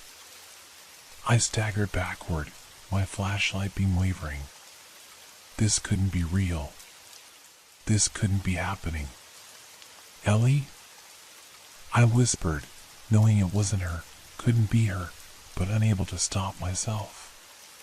The doll's face split in a smile too wide for its features. "Not yet," it said, its voice shifting from Ellie's to something else, many voices speaking in unison. "But soon. It's changing her. Like it changed us. Like it's changing everything here." "What is?" I demanded, fighting to keep my voice steady. "What happened to my daughter?" The doll tilted its head at an impossible angle. "The patron. The one below. It came through where it shouldn't when they dug too deep. Now it reshapes. Remakes. It needs vessels. Children are best. Their bodies accept the change more easily." Cold sweat ran down my back. "Where's she? Where's Ellie?" Deeper, the doll said, its voice dropping to a whisper. "Where the old and new meet. Where flesh becomes metal becomes flesh again. But hurry. The change is almost complete." The strings attached to the doll suddenly pulled taut, and it jerked upright. "It knows you're here," the doll said, its voice now filled with urgency. "It's hungry. Always hungry. Run." The ground beneath the car began to ripple like water. The strings pulled the doll downward, its porcelain body cracking as it was dragged into the suddenly liquid stone. It screamed, a child's scream of pure terror, before disappearing completely. The humming rose to a deafening pitch. All around the chamber, the abandoned mining equipment began to shudder and twist. Metal flowed like wax, revealing organic matter beneath, muscle, sinew, things that pulsed and oozed. The tools were transforming, becoming something between machine and creature. A pickaxe near my foot sprouted legs, thin, insect-like appendages that grew from its handle. Its metal head split open like a mouth, revealing needle-like teeth. I ran, not back the way I'd come, but deeper into the mine, following a set of tracks that led downward through another passage. Behind me, I heard scuttling, scraping, the transformed tools pursuing me. My flashlight beam bounced wildly as I ran, illuminating glimpses of the passage ahead. The walls themselves were changing, the stone rippling with textures like skin, veins of metal pulsing with that same blue light I'd seen in the wires. The passage narrowed, then opened into another chamber, smaller than the first. Water covered the floor, ankle deep and unnaturally warm. My flashlight revealed machinery against the far wall, old computers, monitoring equipment from the 70s. But like everything else, these had transformed. Screens had become membranous, pulsing with images that looked disturbingly like ultrasounds. Keyboards had grown finger-like protrusions that twitched and typed on their own. Wires had become vein-like, pumping that blue luminescence through the equipment. And seated before the largest monitor was a figure. At first, I thought it was another doll. It sat unnaturally still, back to me. But as I approached, splashing through the warm water, it turned. It was a child. A little boy, perhaps 8 years old, dressed in clothes from decades past. His skin was waxy, his movements jerky. Strings extended from his joints, disappearing into the equipment behind him. "You shouldn't have come," he said, his voice distant, mechanical. "But now that you're here, you have to see. We all have to see what it's making." The largest screen pulsed, and an image formed, a map of the mine. Tunnels spread like veins from where we were, deep into the mountain. One pulse brighter than the others. "She's there," the boy said, pointing a jerky finger at the pulsing tunnel. "Where it first came through. Where the change is strongest." "What is happening here?" I asked, my voice breaking. "What is this thing?" The boy's head tilted, his neck moving at an angle that should have been impossible. Something old. Something that was waiting between spaces. When they broke through, it found our world. First it took the miners. Then it took us, the children of Hollow Creek. Now it's taking your daughter. Taking this whole place. For what purpose? The boy's face split in a smile too wide for his features, revealing teeth that had become metallic, sharp. To remake everything. It's starting here, but it will spread. Technology becoming flesh. Flesh becoming technology. All connected by its strings. A crash echoed from the passage behind me, the transformed tools getting closer. "You need to hurry," the boy said, his voice suddenly urgent. "The only way out is through now." "Through what?" "Through the change.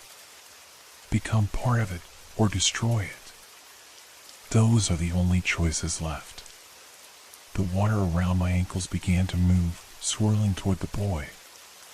As it touched him, his skin rippled, revealing metal beneath, then something else, neither flesh nor machine, but a hybrid of both. "Go," he said, his voice distorting as the change overtook him. "Find her before she's gone completely." I backed away as the boy's body continued to transform, metal bursting through skin, wires emerging from veins. The screens behind him pulsed faster, the map glowing brighter. The tunnel he had indicated led downward, deeper into the mountain. Taking a deep breath, I splashed toward it, the warm water seeming to resist my movement, pulling at my legs like hands trying to hold me back. From behind came the sounds of breaking, tearing, the boy's final transformation. I didn't look back. The new tunnel sloped steeply downward. The tracks here had transformed completely, becoming something like a spine running along the floor, vertebrae gleaming with that blue light. The walls pulsed rhythmically, the stone texture giving way in patches to something that looked distressingly like skin stretched over metal framework. The humming was everywhere now, vibrating through my body, making my teeth ache and my vision blur. It had a pattern to it, almost like words just beyond understanding.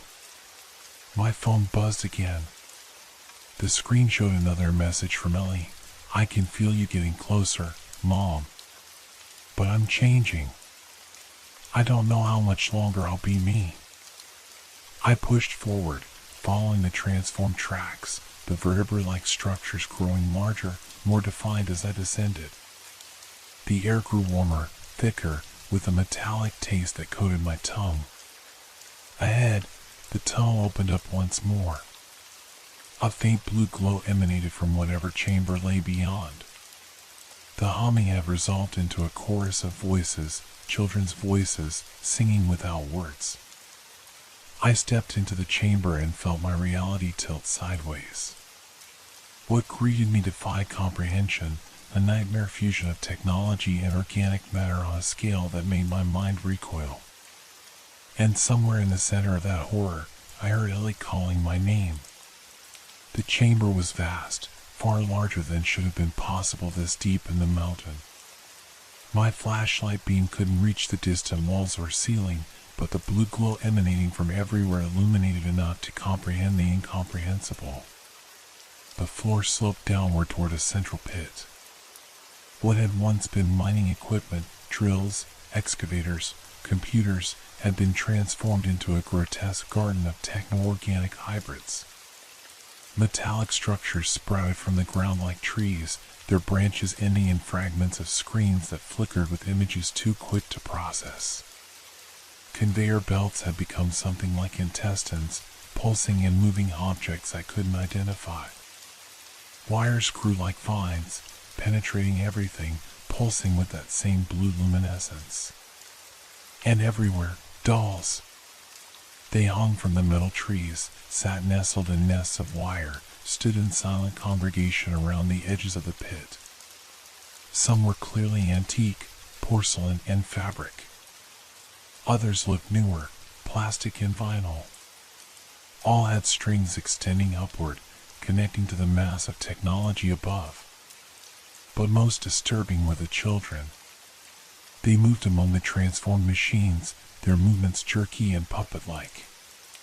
Some had visibly begun to change, skin giving way to metal in patches, eyes replaced with camera lenses, limbs partially mechanical.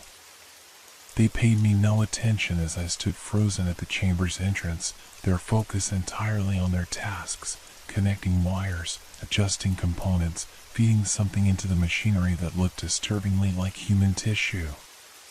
"Mom?" The voice cut through the humming chorus, familiar yet changed. Ellie's voice, but with a metallic resonance that hadn't been there before. I spotted her near the edge of the central pit. She stood with her back to me, head tilted upward, observing something I couldn't see from my position. She was still wearing the clothes she disappeared in, jeans, hiking boots, her favorite red flannel shirt. But even from behind, I could see the changes beginning. Her right arm gleamed in the blue light, the skin replaced by a metallic surface that moved with the fluidity of muscle. "Ellie!" I called, my voice breaking with emotion. She turned slowly. Her face was still mostly hers, the same brown eyes, the same freckles across her nose, but a portion of her left cheek had transformed, becoming a panel of what looked like circuitry covered by a transparent membrane. When she smiled, it moved naturally with the rest of her face. "You came," she said, her voice fluctuating between her natural tone and something mechanical. "I knew you would." I approached cautiously, stepping around a cluster of dolls that turned their heads in unison to watch me pass. "Ellie, what happened to you? What is this place?" She gestured with her transformed arm toward the pit. "It's called the Integration. It's been waiting so long, Mom.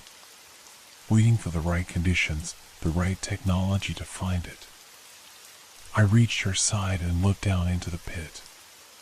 What I saw made my knees buckle. At the bottom, partially buried in the rock, was something massive, a structure of metal and flesh merged together, pulsing with life. It resembled nothing so much as a heart the size of a house, but with components of computers, mining equipment, and what might have once been vehicles incorporated into its mass. Thick cables extended from it like arteries, connecting to everything in the chamber. And within its semi-transparent sections, I could see movement, human shapes, miners perhaps, now part of the entity, their bodies merged with the machinery. "What is it?" I whispered, fighting nausea. Something ancient, Ellie said, her voice taking on that chorus quality I'd heard before, many voices speaking through her. It existed between spaces, between realities. The miners broke into its domain when they dug too deep. It was weak then, barely able to affect our world. It could only manipulate small things at first, dolls, toys. It used them to lure children. The dolls in town, I said, remembering the watching eyes in every window. Ellie nodded. They were its fingers in our world. Through them, it called the children of Hollow Creek. Their bodies were compatible, adaptable. It needed them to begin the transformation. And the adults? The miners? Some fled. Some became part of it. She gestured again to the pulsing heart. It's been growing stronger for decades, slowly spreading its influence through the mountain. When I came to research the town's abandonment, I found a mine. Found this. I reached for her, grasping her still human left hand. Ellie, we need to get you out of here. We need to get help. She smiled sadly. It's too late for that, Mom. The change has already begun in me. And soon it will spread beyond the mountain. The integration is nearly complete. What do you mean? I asked, but part of me didn't want to know. Technology and biology merging, she said, her voice becoming more mechanical as she spoke. The next stage of evolution, guided by its will. It will spread through networks, through devices, changing everything it touches. Humanity connected, literally, to their technology. No more separation. No more loneliness. This is an evolution, I said, gripping her hand tighter. This is infection. Invasion. We need to stop it. For a moment, Ellie's eyes cleared, becoming fully her own again. I know, she whispered, her voice suddenly entirely human, filled with fear. I can feel it in my mind, Mom. Changing how I think. I'm fighting, but it's so strong. She clutched my hand with desperate strength. The core. In the heart. That's where it first came through. If it's destroyed, everything might revert. How do we destroy it? But Ellie's moment of clarity was passing. Her eyes glazed over, the mechanical resonance returning to her voice. No. No destruction. Only integration. You'll understand soon. You'll join us. Her transformed arm reached for me, metal fingers extending unnaturally. I backed away. Ellie, fight it. This isn't you. It's all of us now, she said, the chorus of voices strengthening in her tone. Around us, the working children had stopped their tasks. All eyes, human, doll, and camera, turned toward me. No one leaves the refuge. All must be integrated.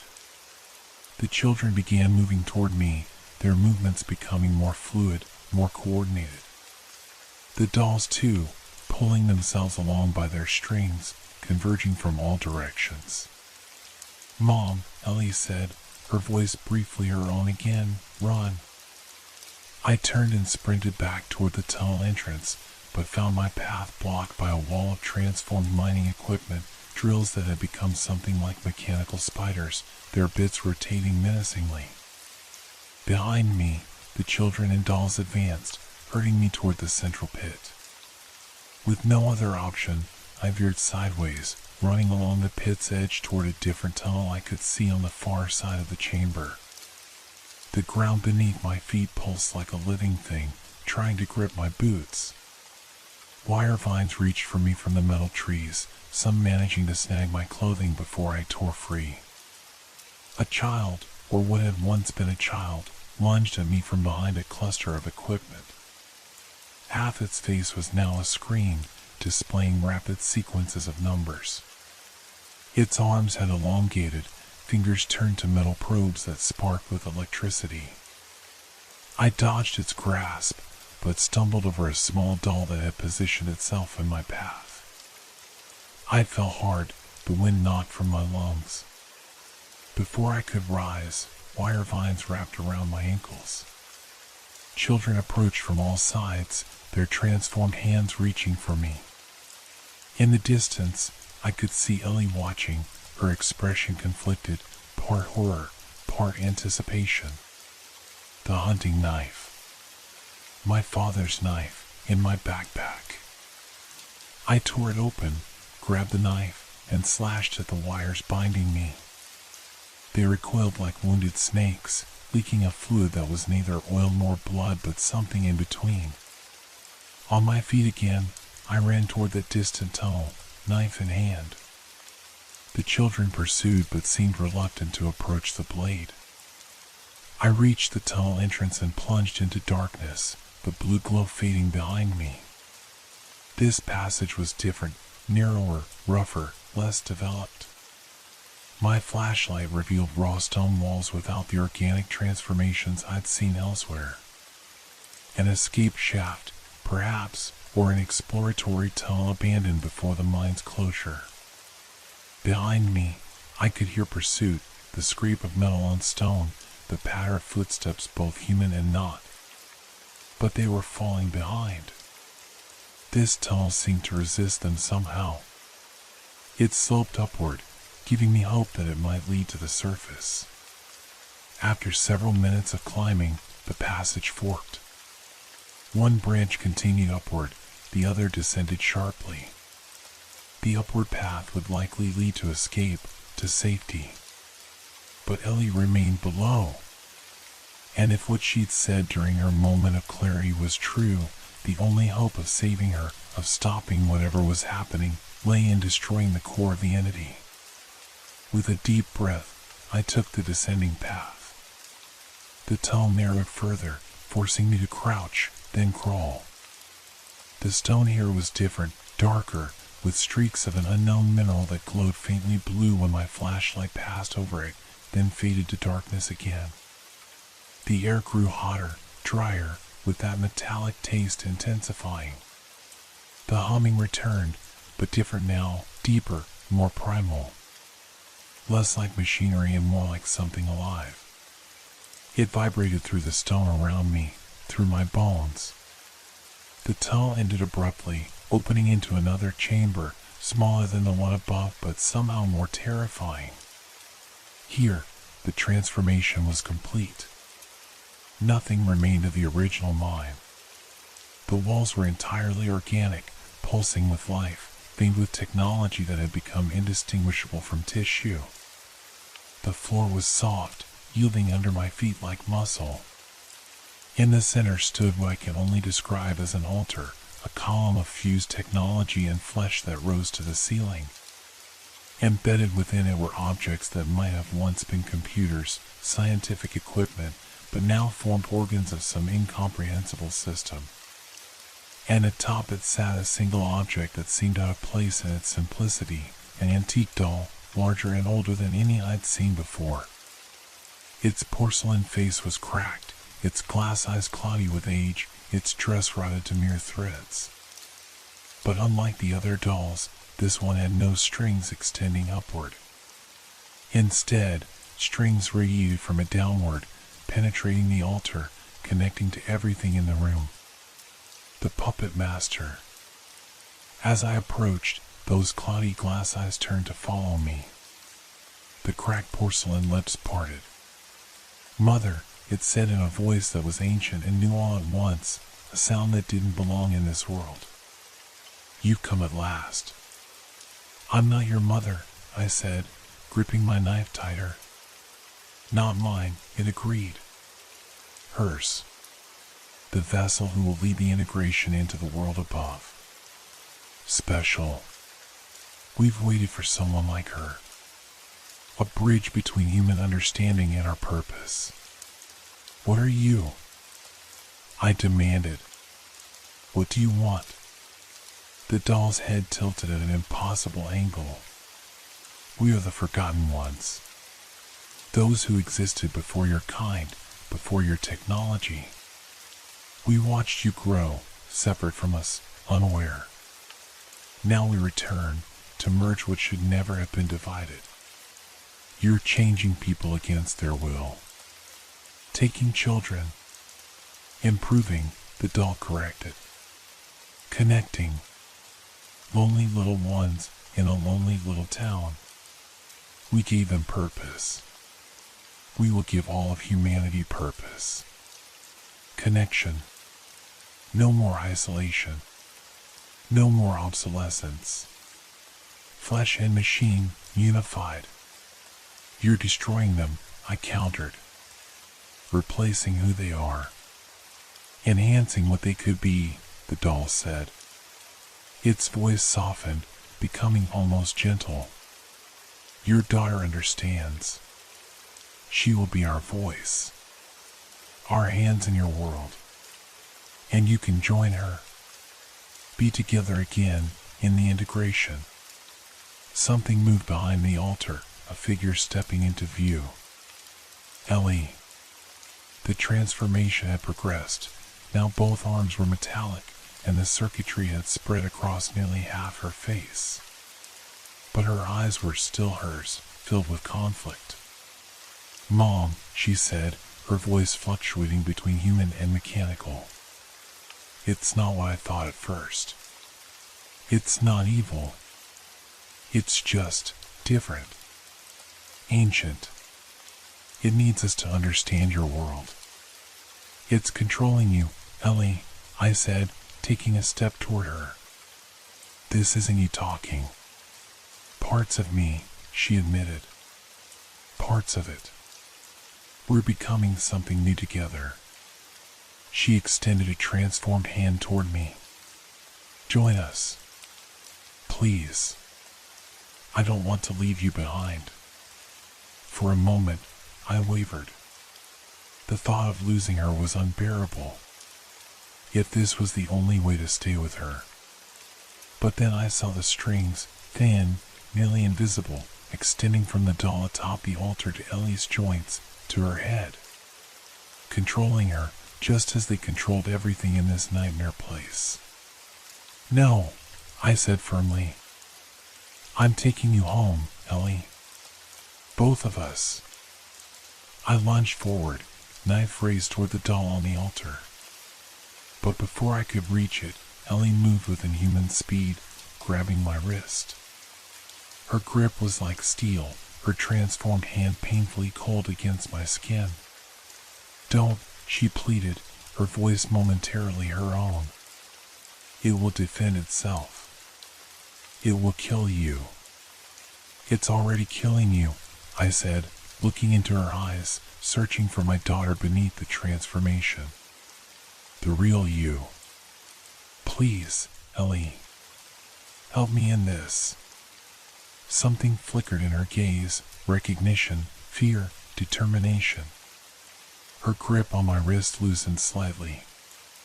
The strings, she whispered, her voice barely audible beneath the intensifying hum that filled the chamber. Cut the strings. Before I could move, the doll on the altar emitted a sound, not quite a scream, not quite static, that drove me to my knees.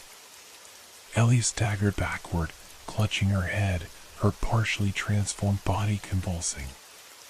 No disobedience, the doll said, its voice now layers of sound stacked atop one another. No separation. Only integration. The floor beneath me began to ripple, tendrils of wire-veined flesh rising up to wrap around my legs. The knife slipped from my grasp as I fought against their pull. Mom! Ellie cried out, her voice entirely her own for a moment. With visible effort, fighting against the strings that controlled her, she lurched forward and kicked the knife toward me. I stretched, fingers straining, and caught the handle just as the fleshy tendrils reached my waist. With a desperate swing, I slashed at them, drawing that strange fluid that was neither blood nor oil. They recoiled momentarily, giving me enough time to stagger to my feet. The doll atop the altar was vibrating now, its porcelain surface cracking further, blue light spilling from the fissures. The strings connecting it to Ellie pulled taut, dragging her toward it despite her resistance. "Please," she gasped, fighting against the pull. "Hurry." I charged forward, ducking as Ellie's transformed arms swung at me, not by her will, but pulled by those manipulating strings. The doll's cracked lips moved, uttering sounds that hurt my ears, that made reality seem to waver around me. With one final lunge, I reached the altar and slashed at the strings connecting the doll to Ellie. They parted with unexpected ease, dissolving into particles of blue light. Ellie collapsed to the ground as if her strings had been cut, which they had. The doll atop the altar went rigid, its cloudy eyes fixed on me with what could only be described as hatred. "Severing the connection does not stop the transformation," it said, its voice now sharp, hostile. "She is already one of us. As you will be." I raised the knife higher. "We're leaving. Both of us." The doll's cracked face split in a terrible smile. "There is no leaving the refuge. Only joining." With a swift motion, I plunged the knife into the doll's chest, expecting resistance. Instead, the blade sank into it as if entering rotten fruit. Blue light erupted from the wound, and a sound like 1,000 voices screaming in unison filled the chamber. The altar beneath the doll began to pulse violently, the hybrid organs within it rupturing. The strings that connected it to the chamber walls thrashed like wounded snakes. I pulled Ellie to her feet. Her transformed arms hung limp at her sides, but her legs could still support her. "We need to go," I shouted over the cacophony. "Now!" Together we staggered toward the tunnel entrance as the chamber convulsed around us. The walls contracted, trying to seal the exit. We dove through the narrowing opening just in time, crawling frantically up the sloping passage as sounds of destruction echoed behind us. "The upper tunnel," Ellie gasped, her voice fluctuating between human and mechanical. "It leads out. Emergency exit." We found the fork where I had chosen to descend, now taking the upward path. Behind us came sounds of collapse, rock giving way, but also something else. Something vast and ancient screaming as its hold on our reality weakened. The tunnel grew lighter ahead, natural light filtering down from above. An emergency shaft with metal rungs embedded in the wall led upward to what appeared to be a trapdoor. "Can you climb?" I asked Ellie, eyeing her transformed arms with concern. She nodded, that portion of her face that remained human set in determination. "I think so. The connection is broken. I can feel myself again. Sort of." I went first, ascending the metal rungs, pushing against the trapdoor at the top. It resisted, then gave way with a groan of rusted hinges. Fresh air and sunlight poured in, nearly blinding after the darkness below. We emerged onto the mountainside, several hundred yards above the main mine entrance. The sun was just rising, casting long shadows across the valley below. In the distance, I could see Hollow Creek, the abandoned town now visible in morning light. Ellie collapsed onto the ground beside me, her breathing labored. I knelt beside her, examining her transformed parts with growing worry. The metal components of her arms still gleamed, but now they seemed less fluid, more rigid. The circuitry visible through the transparent membrane on her face pulsed irregularly. "Ellie?" I touched her still human cheek. "Stay with me." Her eyes focused on me with effort. "It's still inside me," she whispered. "Part of it." Part of me now, but different. Dormant, maybe? I can think clearly again. A rumble shook the mountainside beneath us. Looking down toward where the main mine entrance would be, I saw dust and smoke billowing outward. Sections of the slope collapsed inward as hidden chambers fell on themselves. The entity, or at least its physical presence in our world, was being destroyed. We need to get you to a hospital, I said, helping Ellie to her feet. She shook her head. No hospital would know what to do with this. She raised one transformed arm, examining it with a mixture of horror and fascination. I'm not sure there's any going back from this, Mom. Then we'll figure it out together, I promised. One step at a time. We made our way carefully down the mountainside, keeping far from the collapsing areas. As we passed within sight of Hollow Creek, I noticed something that made my blood run cold. The dolls that had watched from every window were gone. The building stood empty once more, truly abandoned this time. But in the street, scattered like fallen leaves, lay small shapes. Children. Dozens of them, motionless. The ones it took, Ellie murmured, seeing them too. When you destroyed the core. We approached cautiously. The children lay where they had fallen, their partially transformed bodies now still. Some were more machine than human, others barely changed at all. All were silent, their eyes closed were replaced with dark lenses that reflected nothing. Are they? I couldn't finish the question. Ellie knelt beside the nearest child, a little girl whose right arm had been replaced by something like a mechanical tentacle, now rigid in death. They'd been here for decades, she said softly. Kept alive by it. Sustained by it. When the connection broke, a sob caught in my throat. These had been children once. Real children with families, with futures. Transformed and used by something ancient and inhuman, then discarded when the connection was severed. It would have spread, Ellie said, rising to her feet again. Beyond this town. Beyond this mountain. Across networks, across devices. Integration everywhere. She looked down at her own transformed arms. It's still inside me. A fragment of it.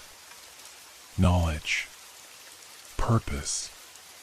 But without its control.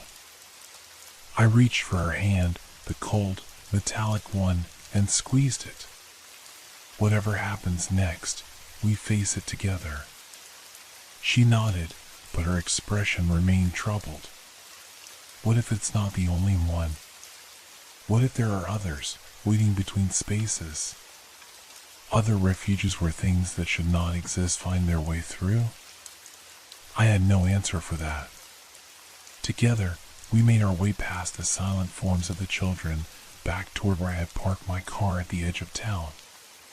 It still sat there, untouched, a symbol of the normal world we were trying to return to. As we drove away, I glanced in the rearview mirror at Hollow Creek growing smaller in the distance. For a moment, I thought I saw movement, a glint of light on porcelain, a flash of strings against the sky. But when I looked again, there was nothing but dust and shadow in a dead town, keeping its secrets beneath the Colorado sun. Ellie sat beside me, examining her transformed hands with quiet intensity. It's still active, she whispered. Inside me. The technology. Changing. Adapting. She looked up at me, her partially mechanical face unreadable. I can feel things, Mom. Signals. Data. Like whispers from another world. I reached over and took her cold hand in mine. We'll figure it out. But as we drove down the mountain, away from Hollow Creek and its horrors, I couldn't shake the feeling that we weren't leaving the nightmare behind. We were taking a piece of it with us, a seed of something ancient and inhuman, now planted in my daughter's transformed body. And somewhere, in the spaces between reality, other things waited. Watching. Ready to reach through when the conditions were right, when technology and humanity created the perfect bridge between worlds. The radio suddenly switched on by itself, startling us both. Through the static, a child's voice sang, "Round and round the mulberry bush." Ellie reached out with a mechanical finger and turned it off. We drove in silence after that, leaving the mountains behind. But the strings, invisible now, stretched far beyond Hollow Creek. And something, somewhere, was still pulling them. 3 weeks after our escape from Hollow Creek, we had established a precarious new normal. We were staying in a remote cabin I'd rented in the Montana wilderness, far from cities, from crowds, from questions we couldn't answer. From doctors who would want to study Ellie like a specimen, from authorities who might see her as a threat. Ellie's transformation had neither progressed nor regressed. Both her arms remained metallic from fingertips to shoulders, moving with uncanny precision but retaining their human shape. The circuitry visible beneath the transparent membrane had spread to cover nearly half her face now, but seemed stable. When she slept, blue light pulsed faintly beneath the surface, following patterns I couldn't interpret. "It's not trying to take over," she assured me one evening as we sat on the cabin's porch, watching darkness settle over the pine forest around us. "Not anymore. It's more like knowledge. Information without context. I can access it sometimes, but it doesn't control me." I wanted desperately to believe her. Some days, I could almost convince myself that we'd escaped, that the horror was behind us. But other days, I caught her staring into nothing, her eyes tracking movement invisible to me, her mechanical fingers twitching as if responding to unseen commands. And then there were the dreams. "I see the children," she told me after waking screaming for the 3rd night in a row. "The ones from Hollow Creek. They're trying to tell me something, but I can't understand them. They're somewhere else now. Somewhere between." I had dreams too, of dolls watching from windows, of strings descending from the sky, of technology melting into flesh. But I kept these to myself. Ellie had enough burdens without carrying mine as well. We had no internet at the cabin, no cell service, a deliberate choice. Ellie had become sensitive to electronic signals, experiencing pain when near active devices. The few times we ventured into the nearest small town for supplies, she'd worn long sleeves and gloves, sunglasses, and a scarf to hide her transformation. Even so, she'd been nearly overwhelmed by the bombardment of signals from cell phones, Wi-Fi networks, satellite communications. "It's like hearing 1,000 people screaming at once," she'd explained afterward, her voice shaking. And underneath it all, something else. Something calling. So we remained isolated, our only technology a battery-powered radio we used sparingly to check weather reports and news. I told myself it was temporary, that we just needed time to adjust, to understand what had happened to her, to find a way forward. But on the 25th day after our escape, everything changed again. I woke before dawn to find Ellie's bed empty. Panic seized me until I spotted her silhouette through the window, standing motionless in the yard, face tilted toward the sky. By the time I pulled on boots and a jacket, dawn had begun to break, casting long shadows through the trees. "Ellie?" I approached cautiously, noting how still she stood. Too still. As if listening. She turned slowly. In the gray morning light, the circuitry beneath her skin glowed brighter than I'd ever seen it, pulsing with that familiar blue luminescence. Her eyes were wide, alert. "It's coming," she said simply. What is? I fought to keep my voice steady. What's coming, Ellie? The signal. She raised one metallic hand toward the sky. A transmission. Not from it, the entity in the mind. From somewhere else. Something else. A chill ran through me. Is it like what was in Hollow Creek? She shook her head. Different, but similar in purpose. It's been traveling a long time. Years. Decades maybe. And now it's almost here. Where? Where is it coming to? Everywhere. Her gaze fixed on mine, and I saw both fear and wonder in her expression. It's a broadcast, Mom. Global. When it arrives, every network device will receive it. Phones. Computers. Smart appliances. Everything connected. My mouth went dry. What will it do? I don't know exactly, but I can feel its intent. Transformation. Connection. A different kind of integration than what was in the mind, but with the same end goal, merging technology and biology into something new. How do you know this? I gripped her shoulders, one warm flesh, one cold metal. How can you possibly know this?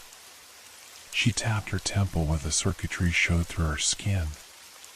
Part of the entity is still in me, remember? It's knowledge. It's awareness of others like it.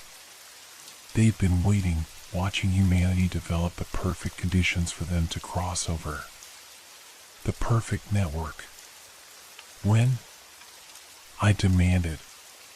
When is this signal coming? Tonight. Her voice was barely a whisper. When the sun sets. I paced the small yard, mind racing. We need to warn people. We need to tell someone in authority. And say what? Ellie asked, her tone suddenly bitter. That my daughter, who's half transformed into some technology organic hybrid, senses an alien signal coming to infect all network devices? They'd lock me up for study and sedate you. She was right, of course. We had no credibility, no proof beyond her transformed body, which would only make any claims seem more delusional, not less. Then we need to prepare, I said finally. Get supplies. Go deeper into the wilderness. Ellie shook her head. It won't matter. This signal isn't limited by physical distance. It travels through networks, through satellites. There's nowhere remote enough unless we go completely off-grid. Permanently. Then that's what we'll do, I said firmly. We'll head north, into Canada maybe. Find somewhere truly isolated. And leave everyone else to face it alone? She asked softly. Mom, this will affect billions of people. Change everything. We might be the only ones who understand what's coming. I stared at her, suddenly understanding where this was heading. No. Absolutely not. We are not going back into civilization just as this thing arrives. Not into civilization, she corrected. To Hollow Creek. The name alone sent a shudder through me. Why would we ever go back there? Because that's where it started. The first incursion point. The first refuge created for these entities. Her mechanical fingers flexed unconsciously. There might be something there, information, technology, some remnant of the entity that could help us understand what's coming. Maybe even stop it. That place nearly killed us both, I reminded her. It transformed you. Which might be the only reason I have a chance against this new signal, she countered. I'm already changed, already aware, maybe even immune. Her expression softened, seeing the fear in my face. Mom, I know it's terrifying, but doing nothing is worse. At least at Hollow Creek, we know what we're dealing with. Do we? I challenged. That thing could still be there, rebuilding itself. It's not, she said with quiet certainty. I would feel it if it was. The site is dead now, but its knowledge remains in the ruins, in the transformed technology, and in me. She tapped her chest. I need to go back, with or without you. The thought of her going alone was even more terrifying than returning to that nightmare place. Of course I'm coming with you, I said, resignation heavy in my voice. When do we leave? Now, she said. We need to be there before sunset. We packed quickly, food, water, flashlights, my hunting knife. The drive would take most of the day, pushing the old Jeep to its limits on mountain roads. As we pulled away from the cabin, I glanced back with a sinking feeling I might never see such peaceful isolation again. Ellie sat beside me, unusually quiet as we drove, her mechanical fingers occasionally twitching in what I come to recognize as her accessing whatever knowledge the entity had left inside her. Sometimes she would murmur words in a language I didn't recognize, sounds that seemed to draw equally from computer code and something far older than human speech. Around noon, we stopped for gas at a small station in western Wyoming. While I filled the tank, Ellie went inside to pay and buy supplies.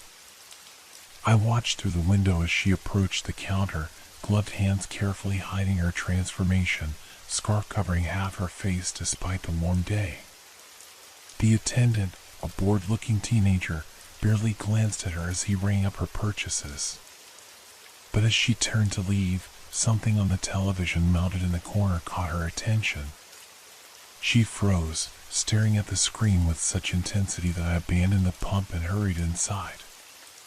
A news report showed crowds gathered outside technology company headquarters in several major cities. The cheering at the bottom read, "Global tech disruption continues, unexplained signal detected." Experts remained baffled by the signal, which was first detected by astronomy facilities 12 hours ago, the reporter was saying. Major tech companies report their systems are experiencing unusual patterns and disruptions.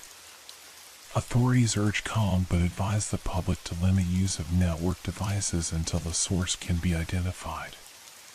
Ellie's eyes met mine, her expression confirming what I already knew. It was happening faster than she predicted. The signal wasn't coming tonight. It was already here, the first tendrils of its influence already reaching into our world. We need to go, she said urgently. Now. Back in the car, she explained what she'd sensed. It's not a single event like I thought. It's a process, beginning with subtle changes to network infrastructure, creating pathways. The full transmission is still coming at sunset, but the groundwork is being laid now. What does that mean for us? I asked, pushing the Jeep faster along the empty highway. It means we have less time than I thought. Her mechanical hand clenched into a fist. And it means people are already being affected. Anyone working directly with network infrastructure, anyone intimately connected to technology. By mid-afternoon, radio reports had become increasingly disturbing. Incidents of unusual behavior among IT workers at major tech companies. Unexplained equipment failures. Strange patterns appearing on screens worldwide. Authorities advise people to disconnect from networks as a precaution. Too little, too late, I thought grimly. We reached Colorado as the sun began its descent toward the western mountains. Hollow Creek was tucked deep in a remote valley, accessible only by a narrow dirt road that hadn't been maintained in decades. The Jeep struggled on the rutted path, bouncing violently over washouts and fallen rocks. "There," Ellie said suddenly, pointing ahead as we crested a rise. Owl Creek lay below us, just as abandoned and desolate as when I'd last seen it. The buildings stood silent in the fading light, windows empty of watching dolls. No movement disturbed the dust of the main street. But something had changed. As we descended toward the town, I realized what it was. New equipment had been set up around the perimeter. Solar panels, satellite dishes, antennas rising from behind buildings. "Someone's been here," I said, slowing the Jeep to a crawl. Ellie nodded, her expression grim. "They're preparing, creating a stronger connection point." Who would know to do this? Others who were changed. Who escaped like me, perhaps, but embraced what they became. She was scanning the town intently. Or people working for something else entirely. Servants of whatever is sending the new signal. We parked at the edge of town, the same spot where I'd left my car during my first desperate search for Ellie. The sun hung low on the horizon now, painting the abandoned buildings in hues of orange and deep shadow. "We should go to the mine," Ellie said as we exited the Jeep. "That's where the answers will be." But before we could take more than a few steps toward the path leading up to the mine entrance, a voice called out from between the buildings. "I wouldn't do that if I were you." We spun around to see a figure emerge from the shadows, a man in his 50s, dressed in work clothes, his face withered by sun and time. He appeared entirely human, ordinary, except for his eyes, which reflected the fading sunlight with an unnatural blue gleam. "The mine isn't stable," he continued, approaching slowly. "Not after what you did." "Who are you?" I demanded, placing myself protectively between him and Ellie. "Name's Harrison. I used to be the foreman here, back in '72. He stopped a few yards away, studying us with those strange reflective eyes. Before we found what was waiting in the deep dark. "You're one of the original miners," Ellie said, stepping around me to face him directly. "But you should be much older." Harrison smiled, revealing teeth too perfect, too white. "The change preserves, sustains. You'll discover that yourself, young lady. You've only just begun your transformation." "What are you doing here?" I asked, my hand slipping into my pocket where the hunting knife waited. "What's all this equipment for?" "Preparation," he said simply. "Creating a proper refuge for what's coming. The first entity was just a scout, you might say. A precursor. Its purpose was to create compatible vessels, to prepare the way. What comes next is larger in scope." "The signal," Ellie said. Harrison nodded, something like reverence in his expression. "The great integration. Technology and biology merged perfectly, globally. No more separation between human and machine. No more obsolescence. No more death." He focused those unnatural eyes on Ellie. "You can feel it coming, can't you? The knowledge inside you responds to it." "I feel it," she admitted. "But I don't want it.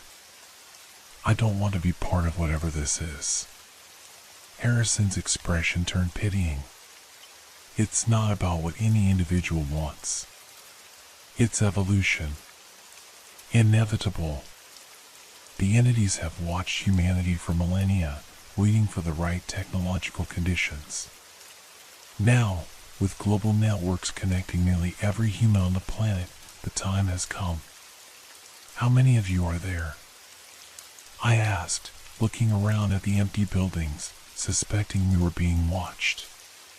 Here, just me, preparing the original site. His smile widened. But worldwide? Thousands. Maybe more. Changed ones from other incursion points. Willing servants who understand what's coming. All working to ensure the signal reaches every corner of the globe. The sun touched the mountain peaks, the light fading rapidly now. Harrison glanced westward, then back at us. You should be honored, he said. You're at ground zero for the most significant event in human history. When the signal fully arrives, the transformation will begin everywhere. But here, where it all started, it will be most profound. We need to leave, I whispered to Ellie, tugging at her arm. Now. But she stood motionless, her transformed arms suddenly rigid, her eyes wide and unfocused. The circuitry visible on her face pulsed rapidly, the blue glow intensifying. It's too late for that, Harrison said, noticing her reaction. She can feel it beginning. The knowledge inside her is responding to the signal. Ellie. I shook her shoulder. Snap out of it. Her eyes focused on me with difficulty. Mom, she gasped, it's coming through. Not just information now. Consciousness. Something vast. Ancient. Harrison spread his arms wide, his face lifted toward the darkening sky. The architects of our new existence. Those who waited between spaces, watching us develop the perfect conduit for their arrival. All around town, the equipment they had set up began to activate. Satellite dishes rotated, antennas glowed with that familiar blue light. The air itself seemed to thicken, charged with invisible energy. We need to disable that equipment, I said urgently to Ellie. Disrupt whatever connection they're establishing. Harrison laughed. Pointless. The signal is already here, traveling through every network on the planet. This is just one node, one entry point among millions. Ellie suddenly doubled over, clutching her head. It's so loud, she moaned. So many voices. So much information. I caught her as she began to collapse, easing her to the ground. The blue glow beneath her skin had spread, now visible through her clothing, pulsing in time with some rhythm I couldn't perceive. Fight it, Ellie. I pleaded. Don't let it take you. Harrison watched him passively. Fighting is futile. She's already part of it, whether she accepts that or not. We all are. The last rays of sunlight vanished behind the mountains, plunging Hollow Creek into twilight. In that moment, every piece of equipment around the town activated simultaneously, emanating that blue glow. The air seemed to shimmer, reality itself wavering like heat over asphalt. And in the darkening sky above, something began to take shape, not a physical object, but a pattern of light, a network of glowing strands that spread across the heavens like a vast, luminous web. Ellie stared upward, her expression a mixture of terror and wonder. It's here, she whispered. The integration has begun. Harrison nodded in satisfaction. And there's nothing you can do to stop it. But even as he spoke, something changed in Ellie's face. The fear faded, replaced by a fierce determination I recognized, my daughter fighting back. Maybe not, she said, her voice steadying as she rose to her feet. But I can still choose what I become. She raised her transformed arms toward the equipment nearest us, a satellite dish glowing with blue energy. The circuitry visible in her skin brightened intensely, and for a moment, nothing happened. Then the dish exploded in a shower of sparks and blue flame. Harrison's smug expression collapsed into shock. What are you doing? You can't interfere with the process. Watch me, Ellie said, her voice resonant with power. She turned toward another piece of equipment, her mechanical hands extended. It too erupted in flames. Stop her! Harrison shouted, seemingly to no one. But from the shadows of the buildings, figures began to emerge, people of all ages, all with that same blue glow emanating from beneath their skin, all moving with puppet-like coordination. The changed ones. Those who had already surrendered to the integration. Run! I shouted to Ellie, pulling her toward the jeep. But she resisted. No, she said firmly. I need to finish this. I need to disrupt the connection here, at the original incursion point. It might not stop the signal everywhere, but it will create interference. By time. Ow! I demanded, watching in horror as the changed ones advanced toward us from all directions, their movements becoming more fluid, more coordinated with each step. Ellie's eyes met mine, and in them I saw both determination and regret. The mine. The original entity may be gone, but the site still has resonance. If I can create feedback between the old incursion and the new signal. That's suicide, Harrison snarled, advancing on us. His human appearance was slipping, his skin now visibly interwoven with circuitry, his movements becoming mechanical. You'll destroy yourself in the process. Maybe, Ellie acknowledged. But I'll disrupt your precious integration too. She squeezed my hand, the cold metal of her transformed fingers somehow conveying more emotion than words could express. Get to the jeep, Mom. Drive away. As far and as fast as you can. I'm not leaving you. I protested. You have to, she insisted. Someone needs to warn others. To prepare them for what might still come through. Her expression softened. Please. Let me do this one thing that matters. Before I could respond, the changed one surged forward. Ellie thrust out her hands, and an invisible force rippled outward, knocking them back momentarily. The power of the entity within her turned against its own kind. Go, she shouted. Now! With a heart feeling like it was being torn from my chest, I ran for the jeep. Behind me, I heard Harrison scream in rage, saw flashes of that blue energy as Ellie fought against the changed ones. I reached the vehicle, fumbling with the keys, my vision blurred by tears. The engine roared to life. In the rearview mirror, I saw Ellie break free from the crowd, running not toward me but toward the path leading up to the mine entrance.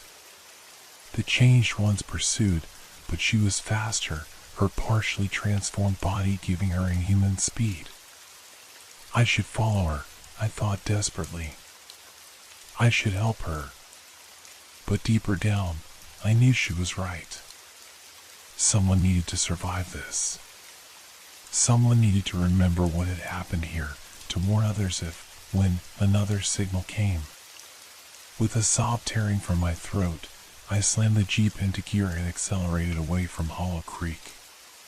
The last glimpse I caught in my mirror was of that web of light in the sky above the town, contracting, focusing, as if gathering itself for something momentous. I had driven perhaps a mile when the night turned to day behind me. A column of blue light erupted from the direction of the mine, shooting skyward with impossible intensity. The jeep's engine stuttered, died. All its electronics went dark at once. Through my tears, I watched as the beam of light connected with the web in the sky. For a heartbeat, nothing happened. Then reality itself seemed to convulse. The shockwave hit moments later, lifting the jeep onto two wheels before it crashed back down. I clung to the steering wheel as the world outside became a chaos of dust and debris and pulsing blue energy. When it finally subsided, when I could see again through the settling dust, Hollow Creek was gone. Where the town had stood was now a perfect crater, glowing faintly blue around its edges. Of Ellie, there was no sign. I sat in the dead jeep as night fully claimed the mountains, as stars appeared in a sky now clear of that terrifying web of light. Eventually, I tried the ignition again. The engine turned over weakly, then caught. The headlights flickered on, dimmer than before but functional. With one last look at the glowing crater that had swallowed my daughter and the nightmare she had fought, I drove away. Not just from Hollow Creek, but from everything I had known before. From a world that had changed irreversibly, even if most of its inhabitants didn't realize it yet. Somewhere in that crater, my daughter had disrupted the integration. But for how long? Was it destroyed completely, or merely delayed? And how many other incursion points existed around the world? How many other changed ones were preparing the way? I didn't know, but I would find out. For Ellie's sake, I would learn everything I could, prepare as best I could, and wait for the day when the signals would try again to remake humanity in their image. Because I knew now what Ellie had understood at the end: some refuges should remain empty, some doors between worlds should stay closed. And if they opened again, someone needed to be ready to shut them. As I drove through the night, away from the mountains and the horror they contained, I made a silent promise to my daughter. Next time, we would be ready. 6 months after Hollow Creek disappeared into that glowing crater, I sit in a different cabin in a different wilderness, watching the snow fall outside my window. Montana winter has set in early this year, sealing me away from the world beyond these walls. Which suits me fine. The less connection I have with that world, the safer I feel. My name is still Margaret Winters. People still call me Maggie. I still don't call myself a mother. Not out loud, anyway. The television in the corner plays quietly, a news report about the ongoing investigation into what authorities are calling the Colorado anomaly. Scientists in hazmat suits collecting samples from the edge of the crater. Government officials making vague statements about geological events and natural phenomena. No mention of the thousands of unexplained electronic glitches that occurred worldwide that same night. No mention of the people who went missing in the weeks before and after, people who worked with networks, with technology. People who might have been changed, like Harrison. Like Ellie. I switch off the TV and return to my work, pages of notes spread across the kitchen table, printouts of news reports, maps marked with locations of unusual electronic disturbances, photographs of people whose disappearances match the pattern I've identified. I've been collecting these for months, building a picture of what might really be happening beneath the official explanations. I'm not the only one. I've found others online, careful, paranoid people who speak in code and meet only in person. People who notice the pattern too. People who lost someone to the integration, or who escaped it themselves. We call ourselves the disconnected. Not because we've abandoned technology entirely, that would be impossible in today's world, but because we remain vigilant about what we connect to and how. Burner phones. Isolated networks. Old tech that predates the signal. Careful protocols for every digital interaction. There are 37 of us now, scattered across the country. Some, like me, are survivors of Hollow Creek or similar incursion points. Others are former tech workers who sensed something wrong in the systems they maintained. A few are family members of the changed ones who disappeared into the new network that's slowly, invisibly building beneath the surface of normal life. The knock at my door startles me. I wasn't expecting anyone, especially not in this weather. My hand moves automatically to the drawer where I keep my gun, another habit I've developed since Hollow Creek. Maggie? The voice is muffled by the thick wood and the howling wind. It's Alan. From the Denver meeting. I relax slightly. Alan Cheng had been at our last gathering, an electrical engineer who'd worked for a major telecom company until he noticed unusual patterns in their network traffic.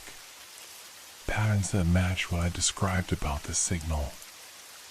I opened the door, letting in a blast of frigid air along with a snow-covered figure.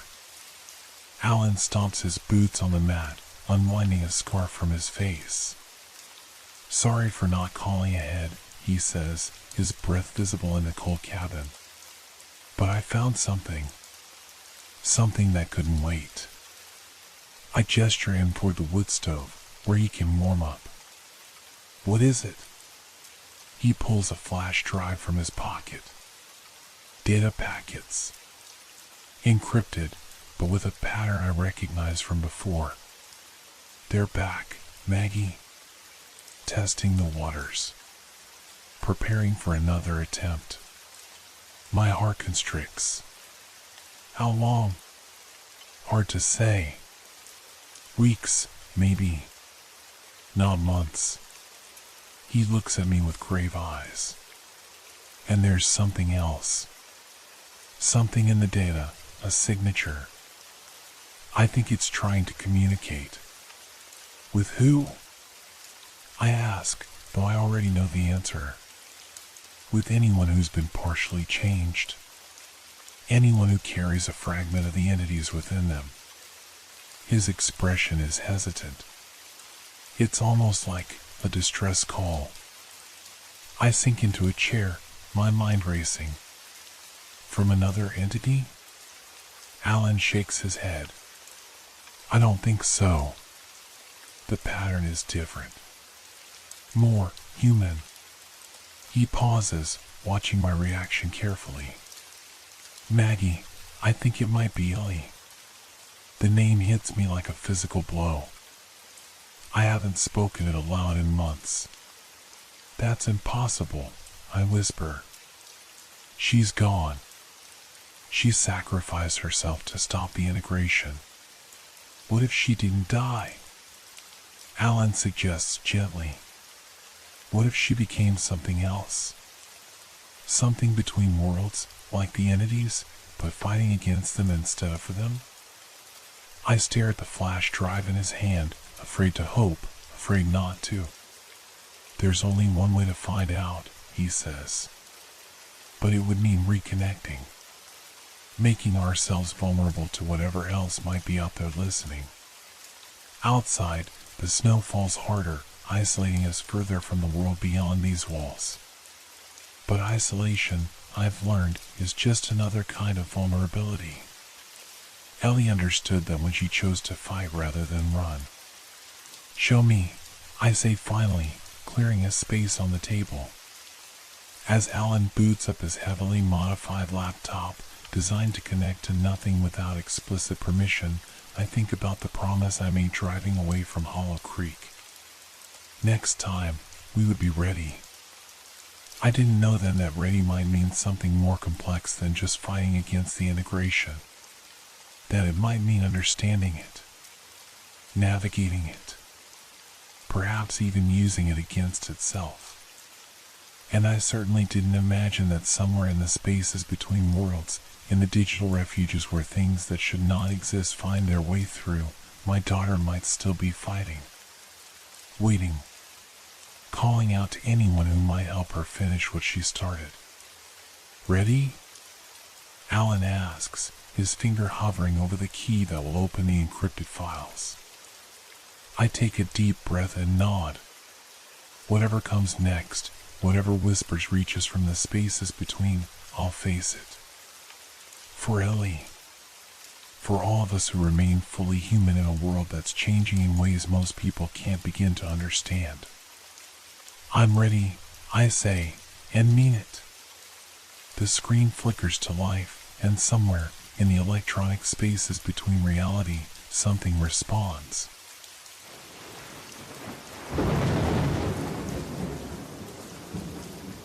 Hope your dreams are filled with fear. Good night.